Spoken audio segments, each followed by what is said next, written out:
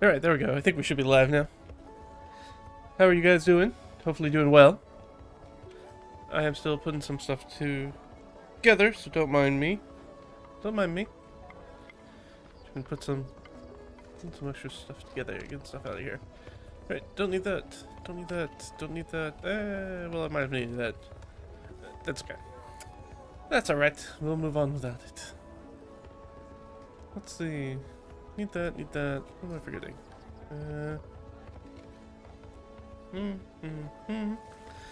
Got our music on. Got chat. Ah, yes, that is what I am forgetting. So hopefully things are going well for you guys. I am doing just okay.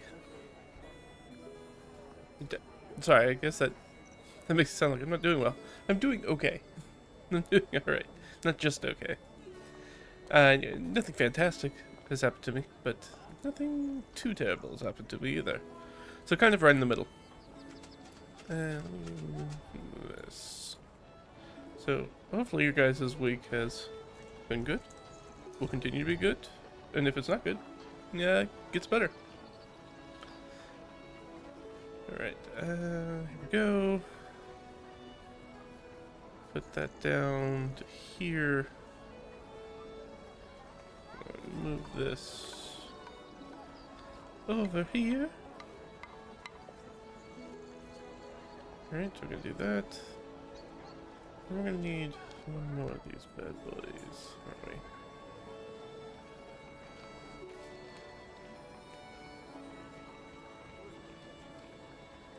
That.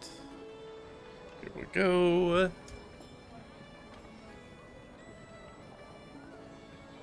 And there we have it. Change that.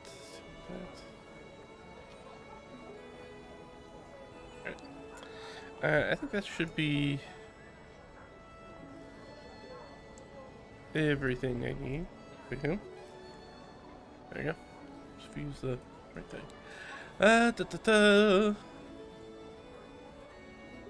Yes. Yes. That should be everything.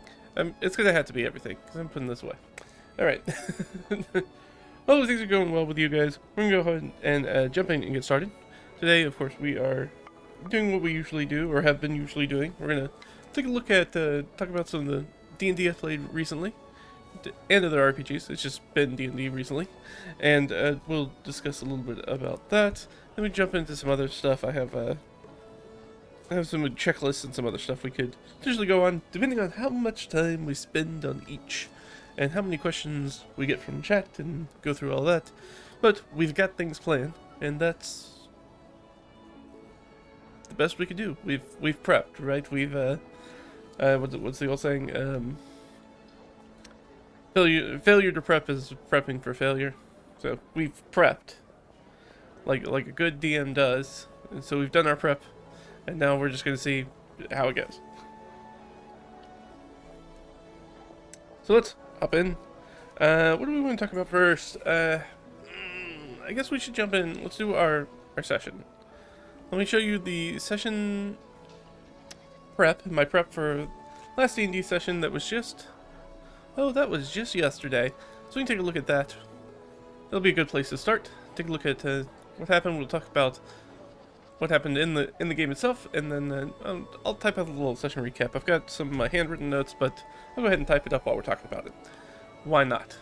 So let's go ahead and do that. Let me pull us over to the workspace. The right window capture. There we go.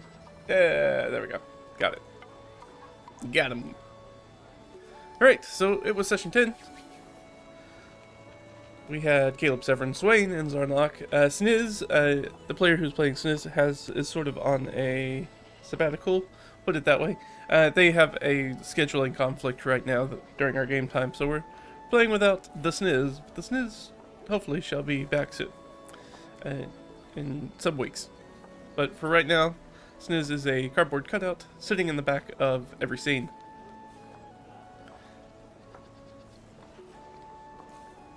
So, one of the things I did have a point of order for us starting up. I did not do Swain's, just because we had some other stuff going on, so it wasn't really the right time to bring that up. So we'll bring that back later. But we did do our session rolls, and I did like this. So if you're not familiar with one of the things that I'm doing as sort of a homebrew rule in this campaign, is that when you're knocked unconscious, you're also taking lingering injuries, which is some sort of I was going to say debilitating. It's not totally debilitating, but some sort of penalty that kind of goes on than just kind of stop the pop-up, pop-down sort of KO stuff that happens a lot in 5e 2024. So instead, it's that, hey, if you get knocked unconscious, there's a likelihood that you're going to take some sort of lingering injury. So we have 3 people in the group who now have lingering injuries. So Zarnok got knocked out twice in the session previous to this one. So I needed them to roll twice on our die. I have a little D12 that's got different body hit. It's a body hit die. And it shows you, oh, you take an attack to your upper arm or whatever. And roll that, and then we'll use that to determine the lingering injury. So we did those rolls, and I said, okay, roll twice, and we'll take whatever feels like will be the worst. And we'll be the one to go with, because Zarnok technically got knocked out 2-3 times in the last session. It was not great. Anyways, ended up rolling lower leg, so I just went ahead and gave him a sprained ankle. Swain's leg had a femur break that he got in his very first session playing, as he immediately fell out of a very tall tree, and was like, that was just going to be like full perma dead. So we decided to give him a pretty serious kind of debilitating lingering injury, and that was, of course, a broken femur. So he's been dealing with that. But he just rolled really well. And he rolled a 1 on his 1d4, so now he has one more session of that injury, and then that's going to be healed up. So he'll no longer have disadvantage on dexterity saving throws, and he'll get his speed back, which is really nice. I'm sure he is looking forward to that. And then Severin's arm is, I think we've decided at this point that it is basically infected, because it has not gotten better in a little bit now. He got blasted with some sort of caustic. He got pseudopoded by a gray ooze, so caustic kind of acid. So it's got an acid burn all over sort of like his upper arm. And we're assuming that it's gotten infected at this point, or is, because it hasn't gotten any better. And just bad luck on the rolls. So the way it goes is that usually what I was doing is at the end of each session they would make the roll. But this time I did it at the beginning of the session, and I thought that worked really well. And I think it helped keep the injuries more present in my players' minds, because I think often they and I would forget about them, but I think bringing attention to them right at the beginning of the session really made them think, and myself think, a lot more about, oh right, these guys have injuries, instead of trying to remember that at the end of the session. So that's something I think we're going to stick with. I think I'm going to keep doing it in the beginning, because that worked out really well. Severin has a lodestone that keeps him, and Severin's player and myself kind of came up with this sort of backstory element that they sort of flicker in and out of existence sometimes when they're threatened, usually by physical touch, but it is sort of like high anxiety energy, and that so when Severin gets sort of touched, even when the cleric's going to like do a cure wounds or something like that, they're rolling on it. So Severin has this lodestone that he's gotten that helps sort of anchor him into this dimension. He is, of course, that enchantment is running out. We did tell them that was going to be a short-term thing, and it's worked out really well so far. It has made the cleric able to touch them to heal them, which has been very useful. But also, it's running out of energy at this point. So, looking for a more permanent solution for that. But that was the sort of small solution. But you know, in the best way, they didn't pay anything for it. So, you know, you get what you pay for, which was not a lot. And of course, it's still 6 days until our big vernal equinox festival. So I have a few days still. Foreshadowing, none of this has changed because they haven't made it back to town yet. They're still out. And then we can get pretty much just right into going on. So what we got, they did really well. So I think I talked about in the last session that they really only made it through like one encounter. This time they made it through almost all of these encounters. This felt very different. We can go ahead and let's go ahead and start adding some stuff to our recap. So This is the first thing that we talked about. So we did our session rolls. So we're going to keep our session rolls. Move rolls to beginning of sessions, I guess. Instead of end. So we did that. It worked out really well. We're going to keep doing that. Other things that happened. Let's see. Swain's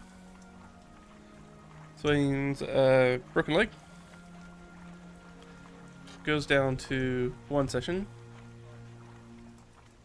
And Severin's...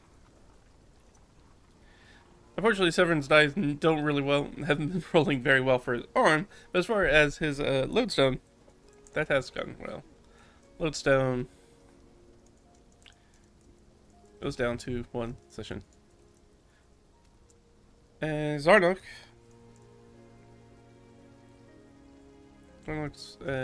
lingering injury is a sprained ankle. 1d6. Just gonna deal with that. So Zarnok's right now, I didn't want to give them full disadvantage on dexterity saving throws because they're not really very good at those already, being a big beefy fighter in the classic tradition. And as a frontline fighter who's already getting, the snot kicked out of him quite a bit by nature of their role within the party, I decided to just go with, just give them the slowed condition. Which, by the way, hasn't really been affecting them too much because for the most part, they've been a boat. So walking around hasn't really been a thing. So they've been paddling through the marshes and across streams and riverways. But they are slowed. And that is something... No, I was doing that. Never mind. I was going to say, I need to take into account more random encounter checks. But no, I have been doing that. I did do that. I don't know why I was thinking I didn't. So that was sort of the start, and we kicked it off. Now, where we had left it last time is we jumped right back into combat. So, straight into combat. With the big chickens, which for us are giant striders. And they're really more a lizard than bird. But I just enjoyed calling them big chickens. That's... hit end. That was the wrong key. Where was it? Up. There we go. So we jumped straight into combat. We had Severin and Caleb under the boat. So they took cover under the boat that they were carrying over land. Everybody else hid in the brush.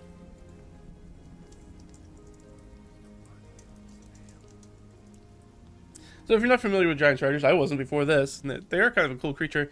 They're a large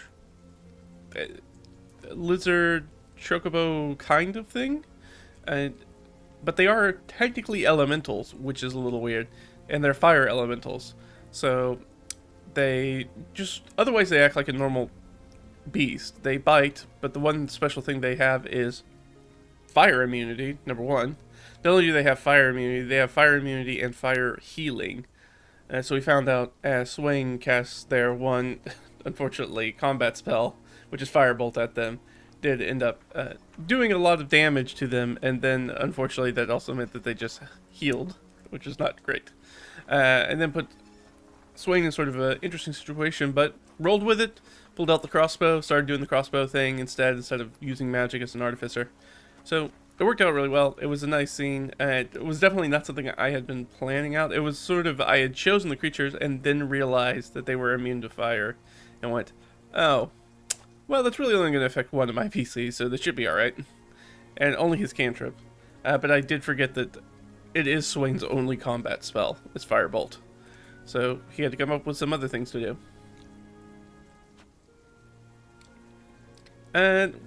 What's important to say about this? This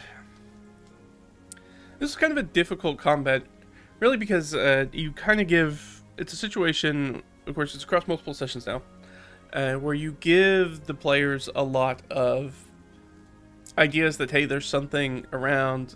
Now, just because of happenstance rolling, fog rolled in, that the players rolled for as sort of a wilderness dressing aspect is that some fog had rolled in overnight.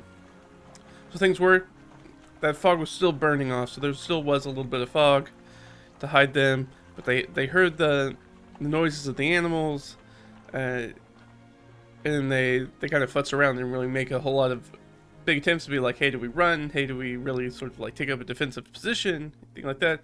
And then sort of they spit fire and exploded across the trees, kind of a warning shot. And then they kind of decided to go and hide.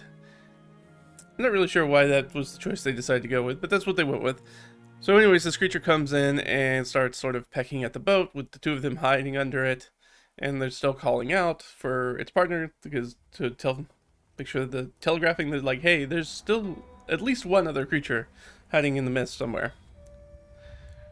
And kind of going through that, and eventually it just kind of gets into a combat, and it's just a very straightforward combat. And it's like, it's tough as one of those situations when you're either a dungeon master or game master where you're like, I wanted you guys to, I gave you guys some information, and you guys didn't really do a lot of acting upon it, and so then it kind of ends up being just a mundane kind of combat rather than something that's particularly more interesting. Though hiding under the boat was a nice little interesting thing to have the Strider interacting with the boat before and during the fight, kind of having at least one of its big feet on top of it, making it difficult for the two who were under the boat to try to like get out or see what's happening. But yeah, I mean, otherwise it turned what could have been, I felt like a nice like chase scene or something like that. Like where they could have made a run and tried to get around stuff. I mean, they are slowed, but you try. But it ended up just kind of being a pretty standard knockout kind of drag out fight. That kind of made it a little boring, honestly. And if I did have to say something sort of about this session, that would probably be my main critique about it. And one of the things that I wouldn't change is that I found it to be kind of a boring session. And we'll talk about that, I think, as soon as we continue to go through. So, we did that. Let me make sure my notes didn't miss anything else. We did our rolls, big chicken fight. Everyone got KO'd during that fight. I didn't have them, or we did have him roll for another injury just to see if that one on his arm got worse rather than give him another one. Because having your arm already kind of debilitated is pretty bad.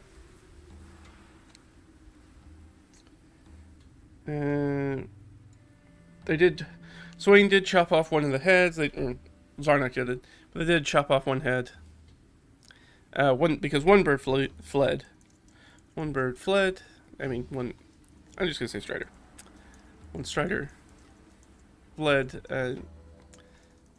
The other and took its head. So Swain can remove its like sort of pyroclastic.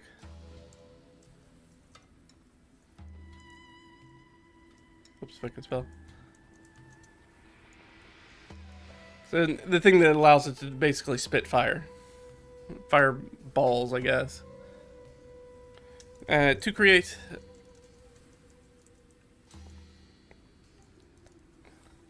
an alchemist fire flask from it. Just to kind of give them the right. Swain is our artificer. They couldn't do much in that fight, and I wanted to make sure that they had something kind of come out with it. So now they've got a nice thing that allows them to do their sort of artificer tinkering thing, and they can turn this into something from this fight into a tool that they can potentially use in the future by transforming it into an alchemist flask. And that's just going to take what we're calling a camp action, which is, hey, anytime that you guys sit down to camp, you have a couple of hours where you're just sitting at camp where you're not doing anything.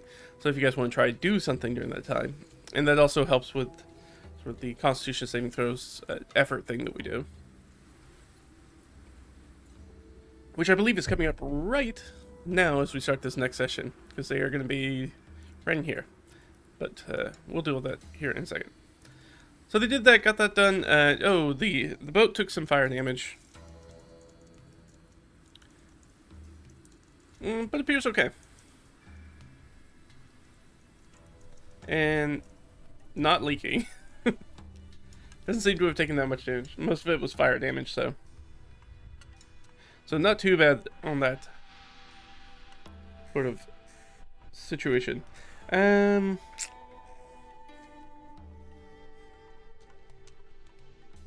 Yeah, that was pretty much it. Then they ended their portage.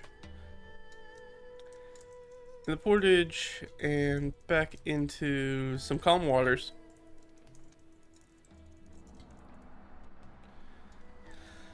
But, so we had 3 of our characters were able to take short rests. So we had Severin, Swain, and Zarnok. And Caleb took over rowing in the boat along with Japheth, their NPC kind of guide that's with them. And they keep kind of bouncing back and forth about asking whether they want what Japheth is doing, especially things like this, like these combat scenes. And I've just kind of told them pretty straightforwardly, is be like, hey, if you guys want Japheth to help with stuff and be in there, then you're putting him on the board, essentially. It's like, if you want me to put him into the mix, he's going to be in the mix. So there's a likelihood that he's going to get hurt and or die. Because then he becomes a target in combat. If you want me to do that, that's totally fine. If you want the help of that NPC in the fight, absolutely fine. Just letting you know, he is your guide. He is the only person who knows where you're going. If we put him in there and he dies, you guys are stuck out in the middle of the marsh.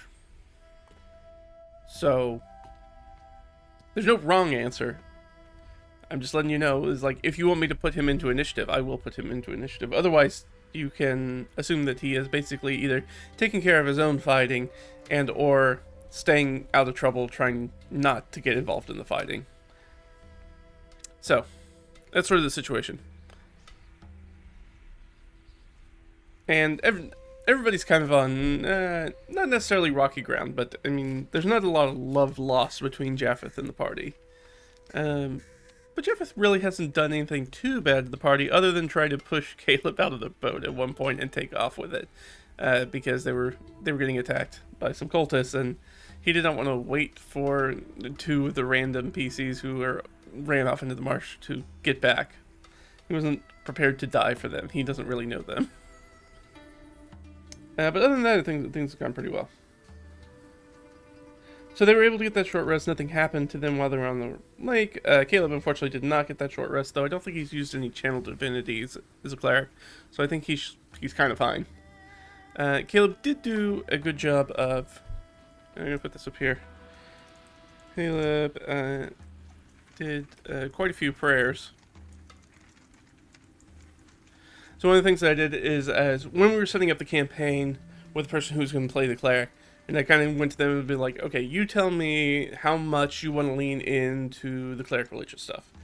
And that's what we'll do. Because some people I play with, and I've definitely done this, for sure. You know, like, sometimes people play a cleric, and it's just a different flavor of kind of wizard or another prepared caster for them, and not really deal with a lot of sort of the religious institutions and the gods and the faith aspect of it. But this was very much... gods are a fairly present part of this world, not in embodying, like, you're not going to see, well, a Zeus-like character just showing up, you know, trying to bed every single married woman in Greece, as it seems like he does in every mythological story. But so not a lot of embodiments of them, but they definitely have power there, and if you call upon them, there is a chance for that. So Caleb did quite a few prayers, gaining some nice bonuses on rolls for the party. So basically, they do a prayer, and it's like, are you making a sacrifice? Are you spending time, or are you trying to just do a quick prayer, and then having them sort of roll a religion check, and that helps determine some of the odds for some of the stuff on the DM side of the screen.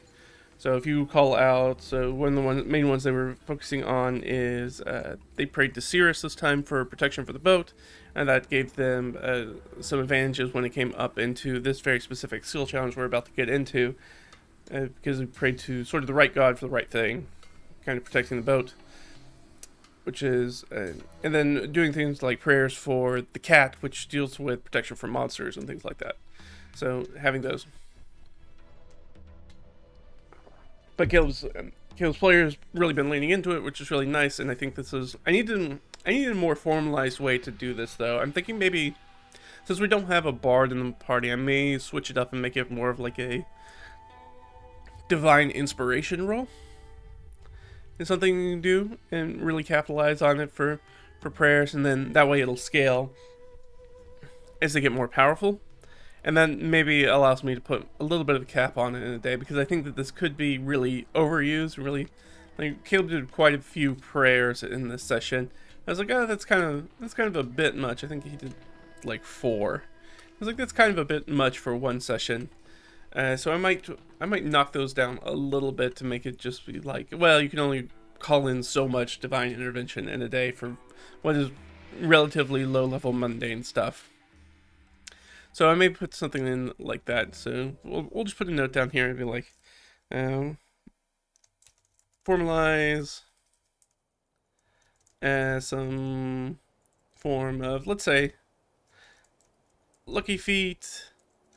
The other thing I was thinking of is like portent rolls, or sort of bardic inspiration. I'll play around with it, see which one I like. I kind of want to lean towards portent rolls were really fun. That I could just do behind the DM screen. But I think that's maybe less interesting for play at the table, so I'm not sure about that. But bardic inspiration is pretty straightforward. I just set some dice or something aside as the bardic inspiration die, and then I like the idea that the bardic inspiration will grow with them as they go through levels, the same way that a bard levels. So what's their like level? When does it go up to D8s? Level 6, something like that. No, maybe it's earlier than that. Level 4, level 5, maybe level 3. I don't remember. Anyways, scales with the bardic inspiration dice, which could be really useful, and I think would very much gel in play. Mean like, okay, as you are a more faithful cleric who is able to strengthen their connection with the gods, be able to sort of pull more divine power, which I think might work out really well. So I gotta stew on that a little bit and figure out what it's going to be. Let's see, they did their cross current challenge. They just told them straightforward. This is a very simple little skill challenge. This one was pretty uninteresting because they rolled really well.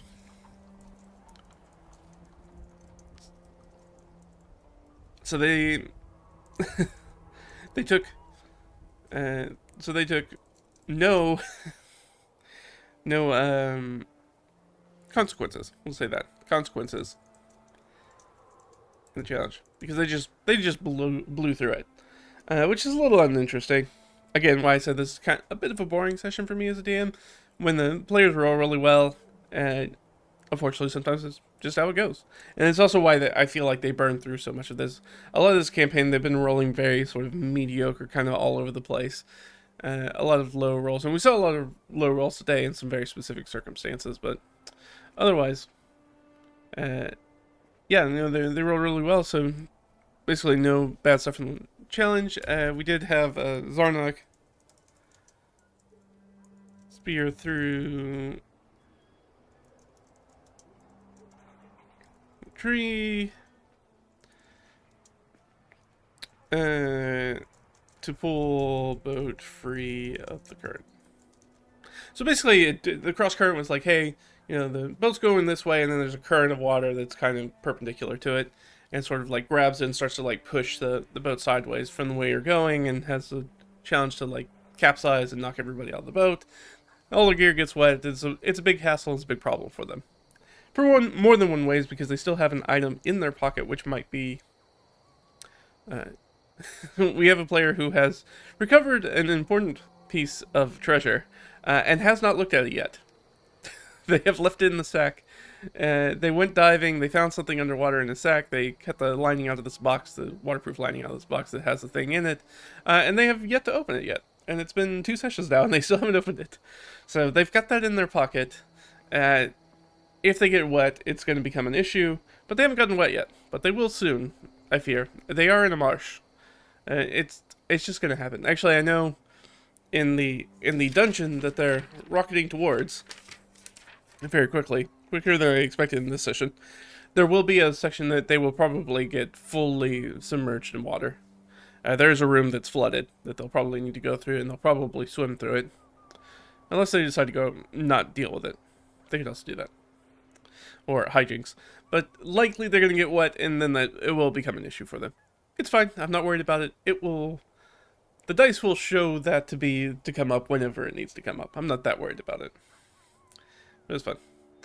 So yeah, Zarnok had that natural 20 with a spear through the tree, and they pulled the rope free, and they basically tied a rope around the spear. He chucked the spear into some little copse of trees near the bank, and was able to get it to sort of like leverage in, and they could pull it free. So yeah, nothing big there. Moved on. I don't remember if they did anything else. Oh, then they had the paralyzing briar.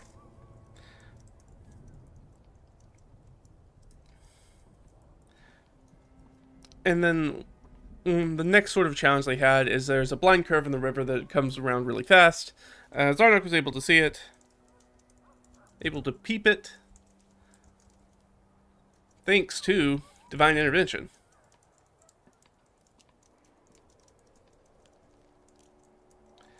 So really the only reason Zarnok got a chance to see this thing is because of our cleric doing the thing that really leaning into the faith, the RP aspect of it, and cut himself, did some bleeding in the water, did his sacrifice, did the things he was supposed to do, and that gave me the opportunity as a DM to give the other player advantage on that roll, or else they would have not seen this coming, which I think things would have worked out a lot worse if that happened. So there's sort of a briar hedge cut down and laid across the water. So they're in a very sort of like thin stream with tall marsh grasses on each side, and they're coming around this corner, and somebody's like gone in and cut from the hedge a giant patches of briar and like thrown them down over it. So the boat can go underneath it, but it's meant to sort of hit anybody who might be in a boat traveling around. And the briar's not most of the problem, but it does spot that it's been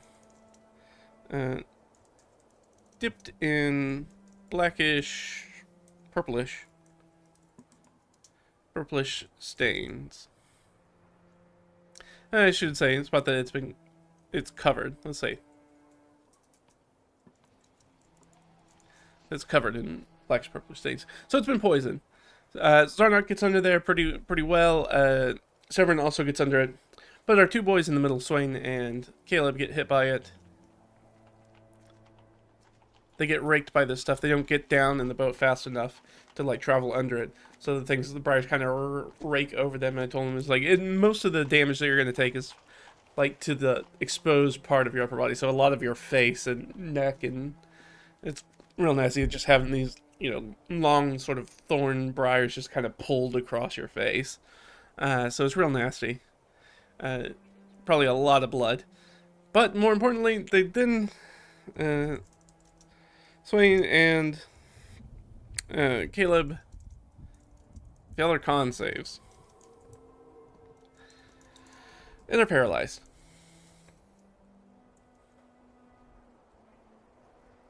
So they get paralyzed, and there's also some noisemakers. Paralyzed and hit the noisemakers. They're hanging down behind the briar. And it's very much like if you played Skyrim or really any Elder Scrolls, I think. You come into the caves, that have the like twine or rope or whatever hanging down, and it's got like a bunch of bones and pieces of glass and metal.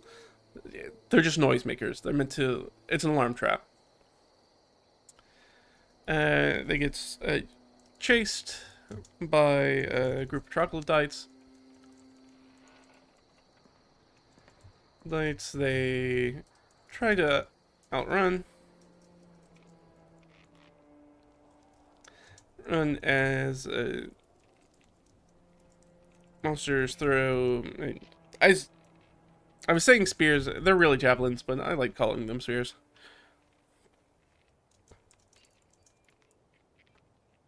So yeah, they get chased by a group of troglodytes who have set this trap, and if the trap had gone differently, if they hadn't seen the briar before, they probably would have fallen straight into this ambush, but a little faith and some smart play by deciding to immediately try to run. Zarnok puts in the paddle effort. Caleb, they popped out of the poison really quickly. So I basically gave them 1 round before these creatures were going to swarm them. So Zarnok and Japheth, which is our NPC that have the boat paddles, are paddling as hard as they can. They're trying to get away from these creatures, and they roll pretty well. We have Caleb who comes out of being paralyzed and takes position at back of boat to shield. Let's say comrades. So yeah, Caleb did this really cool thing, is our cleric, as the only person who has a shield, who ran to the back and kind of stood up and like held up their shield behind everybody. So try to protect them. With a middling success. Unfortunately, even with disadvantage, similar to what happened with the cultists in the last session, I had a moment where I just rolled hot, and even with disadvantage, I didn't roll lower than a 15 on the die. And they took some spears, and I rolled some max damage, and what are you gonna do? That's the point of the game, huh? So even with all that help, unfortunately, sometimes you still get hit. But yeah, they were able to. Zarnok was inspired. Let me put that down. Zarnok inspired, give him an opportunity to flash back to pass as he sort of digs deep for inspiration to basically pull the boat around the next curve and put distance between them. Their pursuers. So yeah, again, kind of a boring session because they played really well, unfortunately, and at the times they needed, excuse me, at the times they needed to roll really well, they rolled really well, specifically in situations like this. So it had Zarnok anytime, and I like to do this, and I suggest maybe try this out if you haven't done this before. It's in a moment, a very stressful situation, we have this one character who's very much trying to sort of fight or flight response, and they're trying to do their best to pull their fellows out of danger, and you know, it's a dig deep kind of moment, and then so try to be like, okay, tell me about why this is important to you, or how this is tied to sort of your backstory. So for Zarnok, we got a nice little flashback to his past, about his training, and about being a soldier and not leaving people behind, and you know, taking them with you. So we got that nice little flash of like why this is important to Zarnok as our slave soldier. And he does that, and he's able to dig deep, and with Japheth, they're able to sort of put some distance between themselves and troglodytes and get out of danger without actually having to have that fight. Which is real good, because they're still real hurt, even though they just rested not that long ago. One of the problems with running a bunch of level 1 adventure, like this is now our 10th session of level 1 adventuring, is that level 1 adventurers are real frail. But it's not impossible to do things like combat with them. So with this, we had quite a bit of combat. They've had, I guess technically, 2 combats in the day already. I believe that our cleric is out of spells from healing already. So they're in a tight spot, but that's level 1 adventuring. But nobody's died yet. The closest thing we got to that was we're gonna say user error.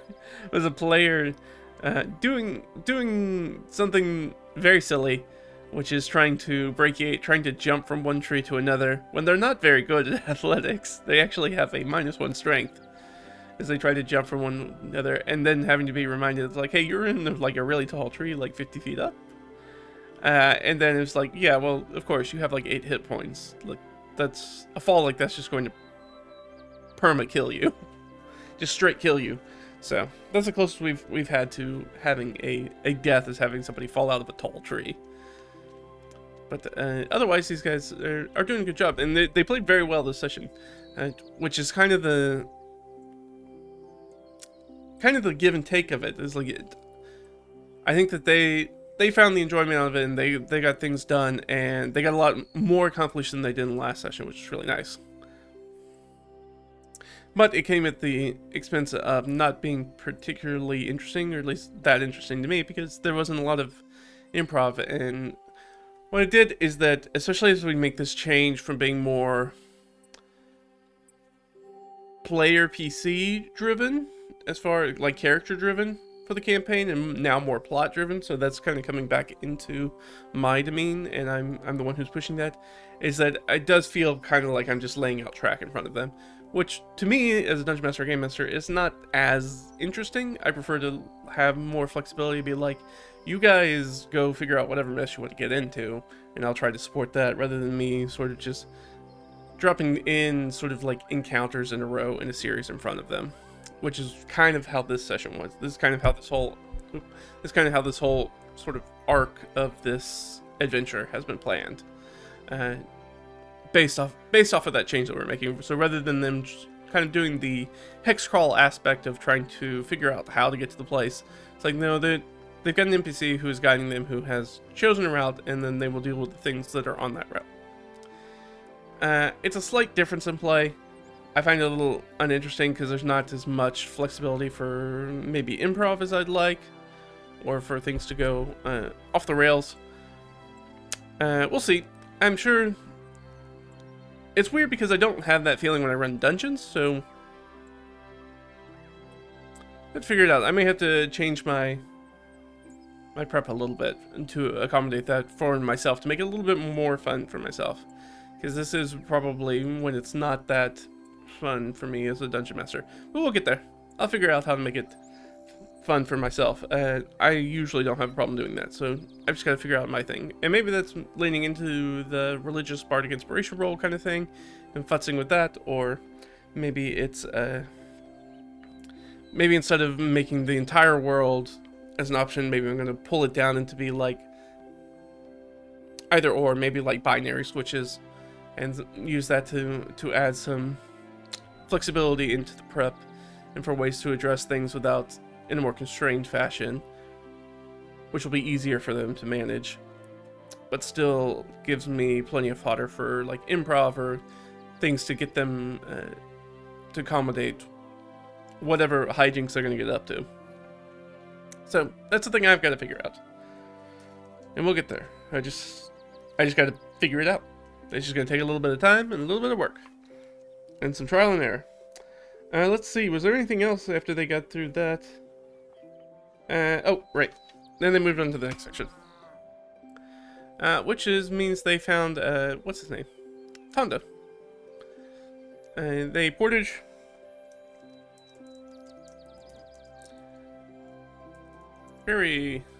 So they portaged, or rather they disembarked. Disembarked. Jeff let them know, hey, this last section is completely overland. Like, so we can take the boat with us, or we can hide it. And hit the boat. Dirty 20, I believe, is what Caleb rolled. Dirty 20. And made a note of where it's hidden. So there's a chance that they might not find the boat, or that somebody else might find the boat.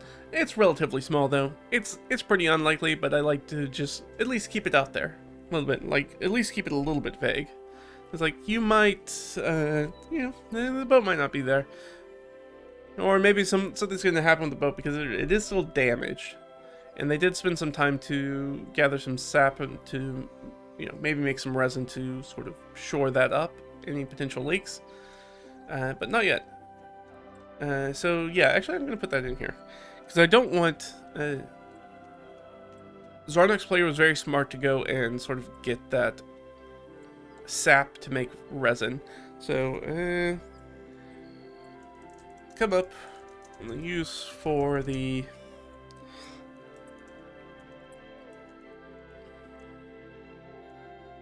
tree sap / resin. Fix, or we'll say, patch leaks in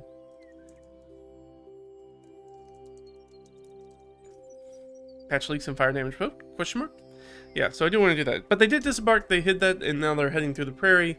Right, they're getting very close now. I think they have one more spot to hit before they get there, or is it, that's just next? Yeah, so they ended, they found mechanical scraping. Swain investigated and found an automaton up to its waist in a muddy bog. So yeah, they find this automaton who's kind of stuck in this bog. It does not seem particularly distraught, but is very much stuck in the bog. They decide to help. Swain helps by going out, tying a line to the automaton, and then continuing forward to get the, it's called sweetgrass, right?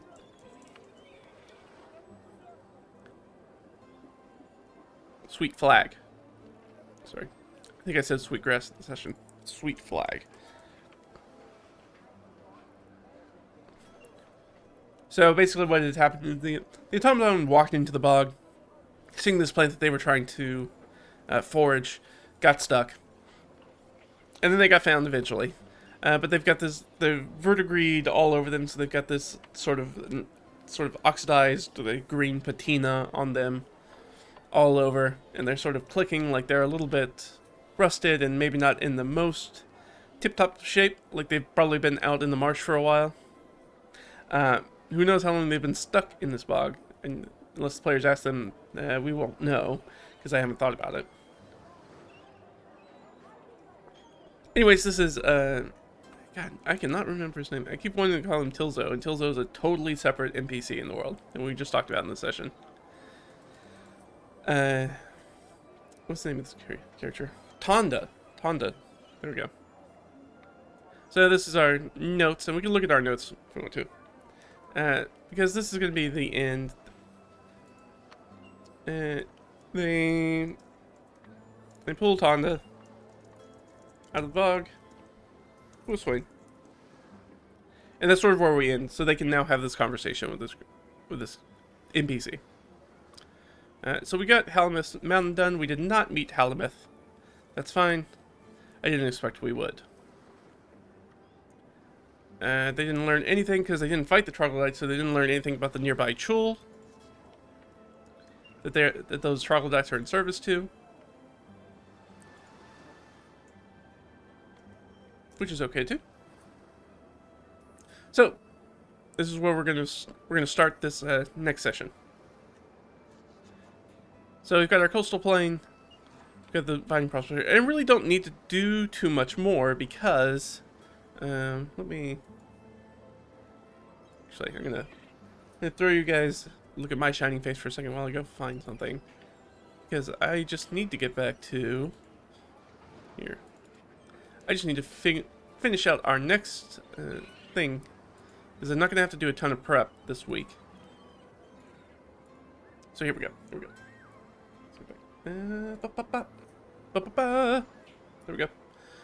So we've got this. We really only got these two scenes, which I've already got mapped out for the next session, because we're going to go straight into the dungeon crawl after this. But this last one, a verdigreed automaton perfumer with a floppy sun hat and peddler's chest backpack that they meet stuck in the muddy bog, pensively regarding a small island of plants. And they're going to learn a little bit more about Tonda. So Tonda could actually just get themselves out of the bog. That isn't actually the problem. The problem is just like they wanted to get to the sweet flag. but they feel like they can get themselves out. But they can. Let's put it this way: that Tonda's kind of stuck in one of those sort of classic logic cycles, where it's like, ooh, I'm stuck. I could unstuck myself by getting the sweet flag, but then I'd be stuck again. Or I could unstuck myself and get out of the bog, but then I also won't have the sweet flag, and gets kind of stuck in that circular rhythm of like, which thing should I do? And that's when they find him. So he has a few things on him. They can talk to him. He has some things he can sell them. Pretty simple. So he has a collapsible pole, magic item that he can sell them. For 100 gold, he's willing to do it. It's one of my favorite basic common magic items. It's a fun one. It basically is like Goku's extend the pole. It's fantastic. He also, because he's an automaton, he will offer to give them detailed, accurate directions to a local point of interest they would like to go to, should he know it, for only 10 gold. He can give them, which is very good. Right now they don't have maps, and they don't really have a lot of accurate directions to a lot of places. So being able to have a nice accurate direction, assuming it's something that Tonda has run across, would be nice. So something, and it's some money, but it's not a ton of money. 10 gold. He's also willing to part with his Fleurier's Guide to Natural Flora. So if you take a minute to reference the book before you make a check, you gain a +5 to medicine, nature, survival, and other rolls related to knowing specifics about plants. So if you you need to make a healing salve or something like that, and you get that +5. If you're trying to identify something, nature. If you're like doing a forage check to, like a survival check to forage and get some things to eat, you can get a +5 to that as well. And has about 90 gold on him, in which he can use to buy stuff from the player characters if they have anything to sell. They don't have a ton of treasure right now, but they have some stuff, so they could sell some things to Tonda. That's it for Tonda. So Tonda has where's his Modrons? So once he finishes here, he's off to reconnect with the others. There's Modrons that are northward on the island that players don't know about yet. And a portal that allows them to get to places like Mechanus, or what passes for Mechanus in this world. If they ask him, oh, what, are you out here by yourself? Is that really dangerous or anything like that? It's like, well, it's not that much danger. I don't need to eat. I don't need to sleep. And I'm not really a meal for most animals, so most things just kind of leave me alone. Being an automaton. And they'll be like, yeah, no, I guess that's right, huh? I assume is how they'll respond. So yeah, that's the situation. Then after that, we're going to get to find the prospectors, which is our sort of kick off into the adventure proper. They're going to find the prospectors, a little check to just find the ravine, or else they'll spend some more time out there, or maybe I'll give them a random monster check. We'll do that sort of thing. That over. What else was I going to say? Yeah.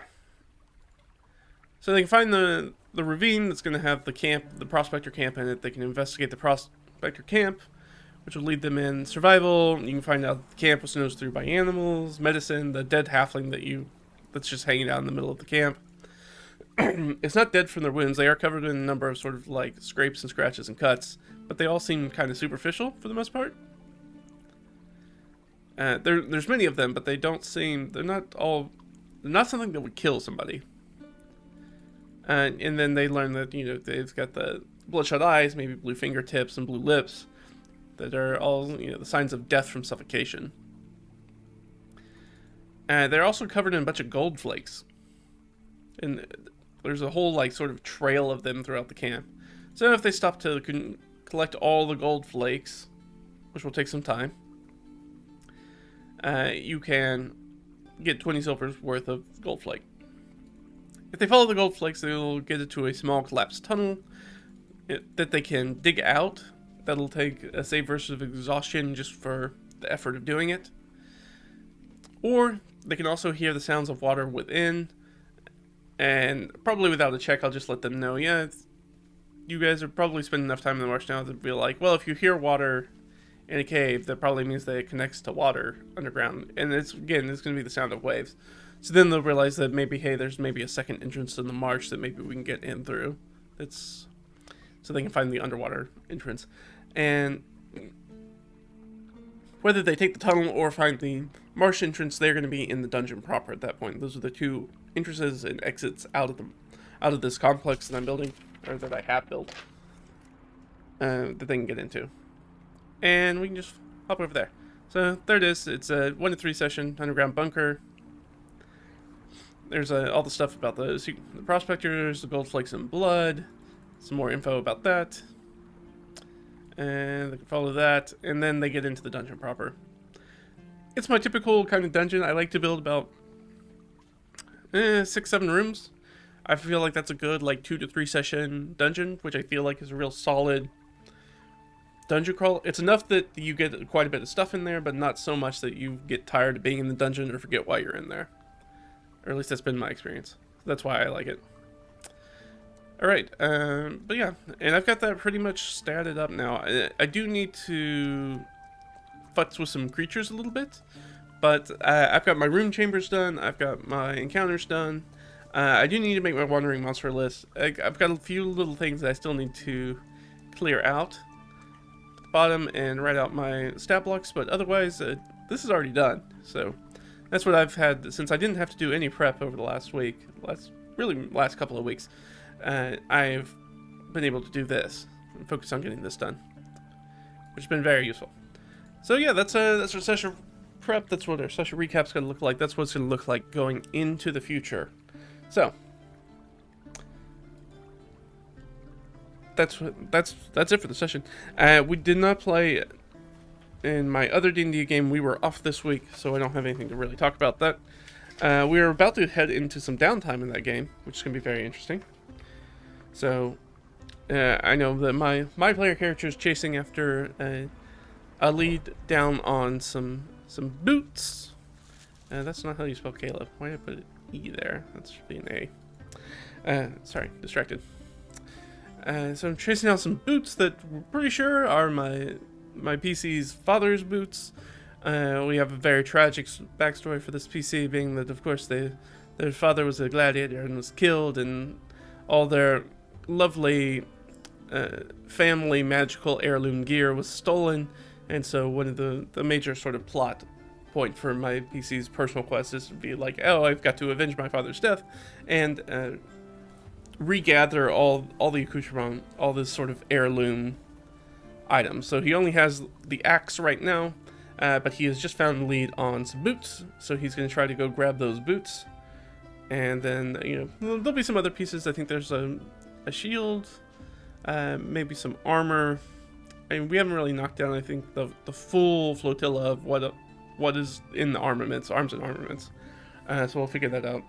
There is a bug in here. It just flew in my face. Alright, well, I'll have to deal with that later. Get that guy. Let's see. What was I saying? Oh yeah, so that's pretty much it. There's some downtime stuff that's kind of coming up. I don't really have a lot of other downtime stuff to do with that character, so he's got a pretty straightforward task that he's going after. So I'm not sure if there's going to be a lot of other downtime stuff. My character has a lot of proficiency. He's very much a skill monkey character, so he has a lot of things that he could work on or help other people do stuff. But he doesn't really have any big goals about things that he's trying to work on right now, other than trying to chase down leads about his father's murder, the murderers and thieves, and avenging his death and getting the heirloom gear back, and passing judgment upon these fools who have robbed and murdered against his clan. Yeah, no, that's about it. Let's hop over. The other thing that I wanted to do today is I wanted to talk about, where's it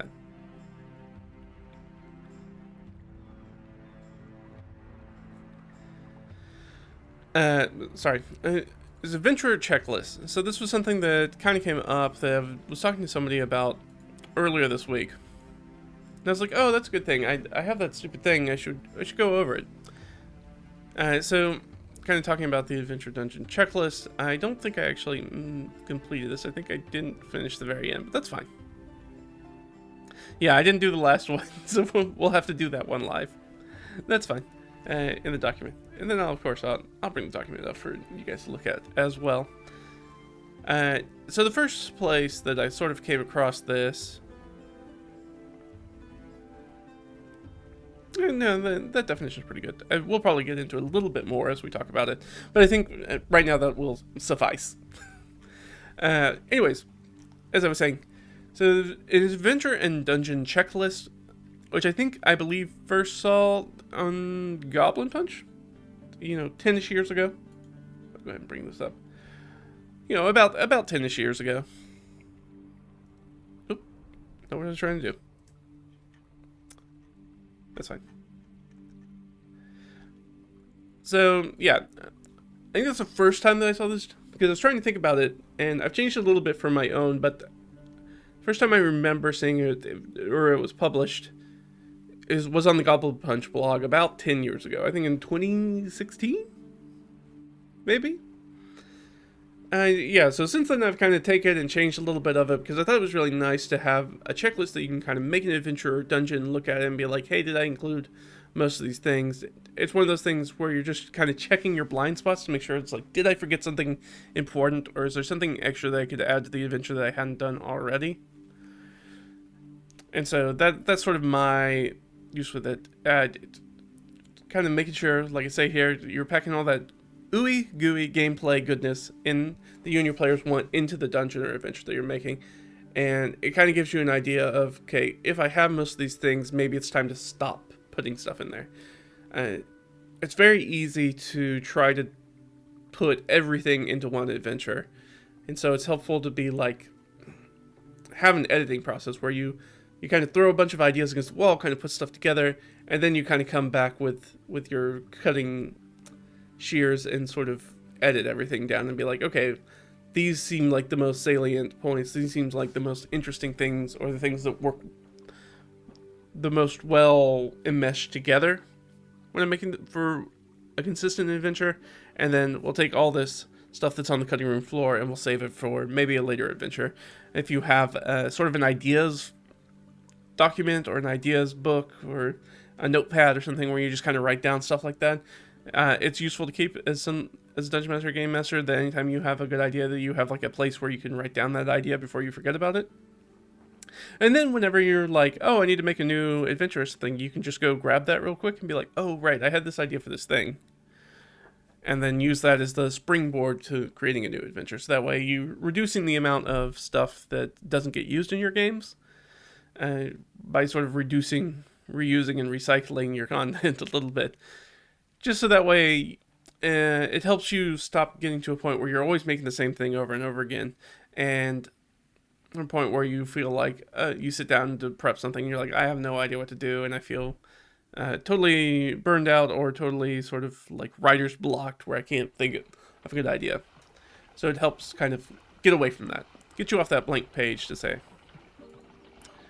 So, how do we do this? So the first thing is that having some sort of key point. Not every adventure has to have a checklist item, and they certainly don't have to have every single checklist item that's in here.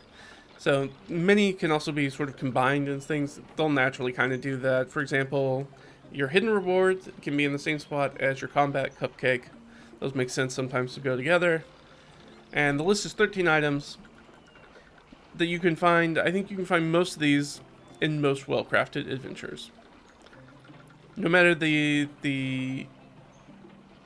party that's in it or the system that's used to play the adventure, you can find these sort of across. So you should be able to find these in Traveler Adventures. You'll find a lot of these things in Call of Cthulhu Adventures, D&D Adventures, Pathfinder Adventures, Savage Worlds, pretty much anything. All of these will line up pretty well. So here's the checklist. The first thing is a brain challenge. So that's something for your players. This is one of those, you want something for your players to interact with, not necessarily their characters. It's an obstacle that challenges the people at the table rather than the characters. Logic puzzles, riddles, dungeon tricks, mysteries to unravel, those sorts of things. Those are all good. Something that kind of gets them, they have to think about a little bit. So having some sort of brain challenge really helps. Now, viewers of the channel would know that I'm not particularly a puzzle person. So this is why I also put logic puzzle down there, which is more like or something that's more spatial, like a Zelda style puzzle, video game style puzzle. But riddles, but I also like dungeon tricks or traps that are not like hits and duns. Like in this adventure that I have coming up, I have some statues that have golden eye beams, and that's more of a sit down and kind of, not necessarily really mull it over, but it is more of a, you look at it and you think about it rather than, you know, a pit trap, which is just like, you know, it just happens. But giving them something to sit down and think about. Which I guess is a good thing. I can use this kind of juxtapose. Like I said, I was pretty much done with this dungeon, so I can kind of look at it as dungeon. So, like I said, I have sort of a puzzle aspect in it. Actually, I have numerous rooms in which there's sort of brain challenges in it. There's the room with the skeleton in the middle of the sort of like waxy, oily pool. That's another sort of brain challenge, trying to figure out what's going on there. Also have another sort of hazard with some dark waters. That's also a little bit of a brain challenge. Figure out that stuff. A chase or a flight. Chases are pretty staple in the adventuring genre. They don't come up too often in systems like D&D, and I think they really should. Part of it is because we don't have a super great framework for it. I have a chase flight framework that works for me that I like, but straight out of the box, D&D doesn't do this particularly well. I think often because you're not sure, like, should this be in initiative like combat or out of initiative like the entire rest of the game. So it is sort of an in-between. It's almost a situation where if you look to like the OSR sort of situation where you look at having exploration turns, where there are still turns that you're working in to control time and passage of time and things like that. But yeah, I think chases and flights is something to put in that would be very useful. Do I have any chases or flights in the adventure I'm running? Things are definitely going to run away from them. I know that. Yeah, no, actually there is pretty much one. I think there's at least one, which will be a bit of a chase.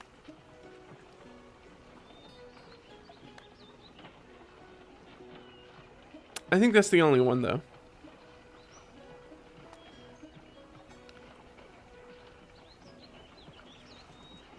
Yeah, I think that's the only one. So there is a potential chase in there. It could also just turn into a combat. But we will have a bad guy who tries to run away. I'm pretty sure we'll try to run away from the party, because they're going to be outnumbered. So if that's the case, then we are going to definitely have the chase flight in there. And then, of course, they may run away from bad guys at some point. I also put down here that in addition to a chase of flights, I would also consider anything that's sort of like a tracking montage or trying to figure out where something's gone, which is a little bit investigation-y, a little bit brain challenge-y, but is also another way to do it, because it doesn't, not every adventure makes sense to have sort of a flight where the PCs are running away from something, or a chase where they're running after something. Doesn't always make sense, so, but in most adventures it does make sense to either try to be tracking somebody, or trying to investigate some sort of mystery, like putting clues together, trying to figure out what happened. And both of those kind of work within that framework, because you're still following a path. So, some sort of cool reward. It's always nice to have a nice custom piece of loot that you throw into your game. I prefer to do custom loot for this, but you could just use an off-the-rack magic item. But I think the more custom you make it, the more special you make it, both for your world and for your players. The better, the more cool your players are going to find it, I think. So, yeah, usually custom loot tied to the adventure or the setting to excite your players and provide some world building. Yeah, it's really good opportunity if you're going to make custom magic items to have a bit of world building in it. Like, why is this important? What does this tell the players about the world that they're in? So don't miss those opportunities to do something like that. And it doesn't always have to be physical reward. There could be information they learn, they get a new ally, they get some sort of deed or title or license or privilege, something they didn't have before, and they can get that. Important thing is rooting it into the world and making it something your players enjoy. Yes, we do have a magic item in here that is going to be tied, is going to be specifically useful for something that is in the dungeon. As well, it will be useful for things outside of it. I don't want to get into it. Hopefully none of my players are watching this. If you're watching this, get out of here. What are you doing? We're talking about adventures you're going on. But I don't want to talk too much about that magic item because I'm not completely sold on it. I have a pretty good idea of what it is. I know what it's going to do. I just don't know the physicality of the item yet. I have a pretty good idea, but it is also going to be a little bit determined on, I think, on who ends up being interested in picking it up. Double shape, and that's like the difference between like it's going to be a great sword or a short sword kind of situation. Trying to figure out that it is going to be a tool / weapon. It's going to give them some cool functionality, and it's going to give them some things. So hopefully, one of my less, we got a couple of people who could use it. One in particular, I think it would be useful for, like more useful than anybody else, but we'll see who grabs onto it and who snatches it and likes it. But yeah, the important thing is we got a cool reward, got a custom magic item in there. And that will tell them a little bit, like it's going to have some, and there's some iconography on it and some other things. They're going to tie it into the person who has it, or where they find it, I should say. So the combat cupcake. So it's very simple. You just make an easy combat. Try to include at least one combat in the adventure that the players can absolutely smoke. They'll just kick it. It can be, you know, a handful of kobolds, something that the players can just really stomp, and kind of give them the confidence and get them a little cocky once they're going through the dungeon, being like, oh yeah, we're doing great. You know, we're so powerful. Really like build that up so that way, when you can pull the rug out from under them, it'll mean a lot more. Plus, it's just nice to have a variety of difficulty in your challenges, both non-combat and combat. Sometimes we kind of forget that. Sometimes we try to make, you know, aggressively medium combats all the time, and it's very nice to make sure you have some easy combats in there that the players can just kind of kick in the teeth. Do I have combat cupcake in there? Yep, I do have combat cupcake. I mean, I think I've got... well, one for sure. I don't think of anybody else who's particularly easy. Fight. Yeah, I think just really the one.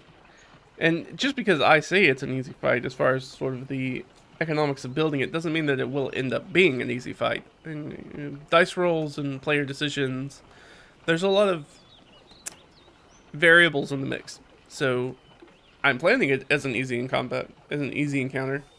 Probably combat, doesn't have to be combat. But you know, whatever happens is going to happen once we sit down at the table and start rolling dice. An important thing is the combat cupcake has a big brother that we'll talk about here in a second. That kind of offsets it, that kind of balances it out. Critical decision. Give your players a choice to make that will greatly affect the difficulty of completing the adventure. It helps to remind the players they have agency in the adventure. Just be sure to give them info so they can make an informed choice. Because a choice between two unknowns is functionally random. So if you've ever come across an adventure, or maybe you've had this in an adventure, where you're like, you come across a T intersection. Which way do you go? And the player's like, well, I don't know. I don't have any information to make a choice off of, so I guess left. So that makes that decision functionally random. But if they came up to the T intersection and they were like, I listen down this way. Okay, you listen down that way and you hear what is clearly kobolds maybe doing some sort of chant or something like that. Okay, so I have an idea of what's down that way. I listen down the other way. Oh, you don't hear anything, but you do feel a change in temperature. You definitely feel like there's warm air that's blowing from that direction. And then that at least, it doesn't give them a lot of information, but at least gives them something to make some sort of decision, informed decision. Be like, okay, if we go this way, it's almost definitely a fight. If we go this way, it could be a trap, could be a smithy down that way, might be just maybe there's like a lava chute or something, who knows. But at least kind of gives them some information in which to make a decision, so they can be like, do we want to go do combat real quick? Like, have we not had any combat, so we can definitely go do combat if we go down to where the kobolds are? Or if they're like, oh, well, we're pretty low on resources, so maybe we don't want to run directly into a fight if we can avoid it, so maybe we go the other way to see what's happening down that path. So yeah, just making sure that there's any sort of critical decisions. And yeah, there's definitely classic just like that. There's a number of T intersections in this dungeon. There's 2 of them. Yeah, there's 2 T intersections in this dungeon that they can make a decision to go one way or the other. Because it's got a nice loop in it, so they don't need to go to everything in the dungeon to complete the adventure if they want to. Now, players being who they are, they will probably, even if they've beat the big bad, search the rest of the complex, the rest of the dungeon, looking for loot and other sort of things. Well, the thing is they had the choice whether they use it or not. So yeah, I use those sort of sensory cues to give them some information, one way or the other. It's also a good place to throw in something like a wandering monster check at a junction like that, any sort of intersection. Because there's more likelihood when you're at a junction, whether that's a 3 or 4 path junction, more likely that you're going to run into some sort of dungeon denizen who's walking around, or floating around, or rolling around, or whatever your monsters are doing in the dungeon. More likely to come across them at a junction. So yeah, we've got some critical decisions in there. Something that's going to affect the difficulty of completing the adventure. Yeah, you could go the long way around, or I think you can get to basically the end of this dungeon in like 3 rooms.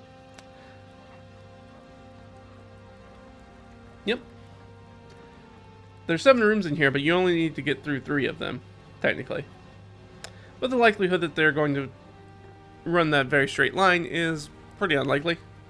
And even if they do, like I said, players being players, they will definitely go and look at the rest of the dungeon, because unless they really get the snot kicked out of them, they're going to do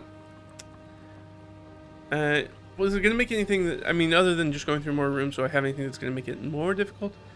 Yeah, there's some items. I've placed some items in the dungeon in specific rooms that are key to make challenges in other rooms easier. They can help deal with other rooms and make that easier. So whether they decide to go through those rooms and get those items and recognize the opportunity to use them, yeah, they can make this harder or more difficult by doing that. An unkillable challenge. That's anything that it's an obstacle that the party can't murder their way through. That's really all it is. It's very straightforward. So this is our non-combat encounters. Typically it's going to be some sort of trap or hazard. I already said I have the 1 trap in there. So we've got that one going on, but we also have a couple of hazards in here. We have our skeleton in the pool that I talked about. We also have the dark waters that I talked about. Just getting into the dungeon by one of the means is actually a bit of a hazard in itself. So we've got a lot of hazards, and I rolled a lot of hots for this dungeon. And make it when I do my stalking. I rolled a lot of hots. So that's hazards, obstacles, tricks, and traps. Stupid bug. Sorry. So yeah, there's quite a few of those. So I don't really usually have a lot of problems coming up when adding those to my adventures, because I use a 2d6 stalking method, and it's almost guaranteed that there's going to be some sort of hazards or obstacles or tricks or traps that they're going to need to get through. Multiples usually in a dungeon. So it is going to be challenges that they can't kill out. Unfortunately, you cannot kill the hazards in these. And most of these challenges work together, as they're usually not by themselves. So a number of these also have monsters in that same area. So you have you're dealing with the monsters and potentially the hazards, the obstacle, trick, or trap at the same time. Sometimes the hazards or obstacles are detrimental to the monsters. Sometimes they're not. Maybe there's something, like it could be if the monster's immune to poison, there's poison in the room, that kind of thing. Like maybe they're in that room because they're immune to poison, and things will just leave them alone in that room. So that's sort of where they've made their home. Yeah, this is is there anything else I want to mention about this? Well, yeah, while this challenge can be the same as the brain challenge, I find it works better as a skill challenge, wilderness survival situation, trap, or over-leveled creature that needs to be distracted, stealth, or parlayed to bypass. So yeah, the unkillable challenge can also just be creature encounters too. I was talking about non-combat encounters, and they should be non-combat encounters, but it is also difficult. Anytime that you throw a monster in front of players, especially in contemporary D&D, they're going to try to attack it. There's a high likelihood they're going to try to attack it. So you have to make it really, really clear that being like, hey, this monster is beyond your ken. This is not the sort of thing, if you attack this thing, things will go badly. You're probably going to get wiped, or you're going to have to run the heck out of here. And this thing's going to chase you all the way out. So if you were looking for a way to get that get that chase or flight into it, that'll do it. This is your sort of like Bilbo and Smaug encounter, where you're like, oh well, obviously Bilbo's not gonna kill Smaug, right? They can't have a one-on-one fight. That's not gonna go well. So it has to be some other sort of thing. So there's some sneaking and there's some talking involved, and Bilbo's looking for a very specific thing and trying to figure stuff out. Yeah. So the situation is like, not kill it, because killing's going to go very badly for you. A hidden reward. Yeah, few things feel quite like discovering a secret. Hidden reward provides a tangible benefit for clever play and spending time to look for secrets, and other players might breeze past. Gold is good, but think how to make it a little bit more exciting. They could find lore, clues to a current unknown, the solution to an upcoming puzzle, which is always a fun one, or even a brand new adventure hook. Something like a torn treasure map with a hand-scrawled note about the missing piece of the treasure map. So those can be your hidden rewards, and this is something that's, something that they can miss as they're going through. Which we also have a missable component in here, which is slightly different, but they can also be the same thing sometimes. So yeah, and make sure that there's something for your players to find in there. That if they don't go looking for stuff, they won't find it. I know that feels like, oh, it sucks to put something into the game and then feel like it doesn't come out, but sometimes that is part of it. Just don't make the whole game like that, but make sure there's like occasionally something that they could miss if they're not looking for it. But you also need to get your players in the habit of looking for things. So you need to reward them kind of when they start looking for things, so that way they stay in practice. It's a little bit of a balancing act, and I think that the old school sort of system of dungeon crawling does this a lot better than sort of contemporary D&D style play or contemporary RPG style play does, where the idea is that you need to manage your time in the dungeon about being quick and efficient so you don't get into more fights, and taking time to look for things like hidden rewards, like taking time to search rooms, looking for secret passages and things of that nature. And those things should always be, I think they work best when they are diametrically opposed. When they're like, okay, you're going to spend time looking for stuff in this room. I'm going to roll for wandering monsters. There's a chance that the longer you guys are just idle in the dungeon, that something's going to come across you. So if you want to take the risk to look for that, absolutely. If you don't want to take the risk for that, you're not going to have time to look. You guys feel like you need to keep moving. And that's a good way to make sure that you kind of keep the tension up and the pressure up in a dungeon crawl. That's what wandering monsters are really, really good for. To be like, oh, just often just the threat of having another encounter that you're not going to get a lot of XP out of, you're not going to get any significant loot out of. Like, this is a punitive kind of fight. You have to fight this because you're taking too much time. Is a way to sort of keep the tension up and kind of be like the players, like, hey, you are not in a safe place. Remind them they're not in a safe place, and that if they tarry too long here, there will be some sort of negative consequences at some point. So that's the hidden reward. Just looking for just a little something they can miss that's useful for them. Now, you can make the hidden reward be your cool loot, but your cool loot could then get missed, which is not great. So often not that. But sometimes it is the missable component. Sometimes it makes sense for that to be. Do I have any hidden rewards in here? Yes, I do. I know specifically there is a One room for sure that I can remember off the top of my head has absolutely some hidden reward that you can absolutely miss. And the thing is that I rolled really well on the hidden reward, which is why I'm excited about it. There's actually quite a bit of money and other stuff in there. But you have to go looking for it. So if you're not looking for it, then you're not going to find it. Which would be unfortunate, but that's how it goes. The Sledgehammer. That's our next encounter. This is the combat cupcakes sort of older brother. So I generally run pretty tough combats, and my players will attest to that, I think. But this one is the one you crank up to 11. This is the one that you really kind of you put them to the in between the rock and the hard place. You make this one really tough.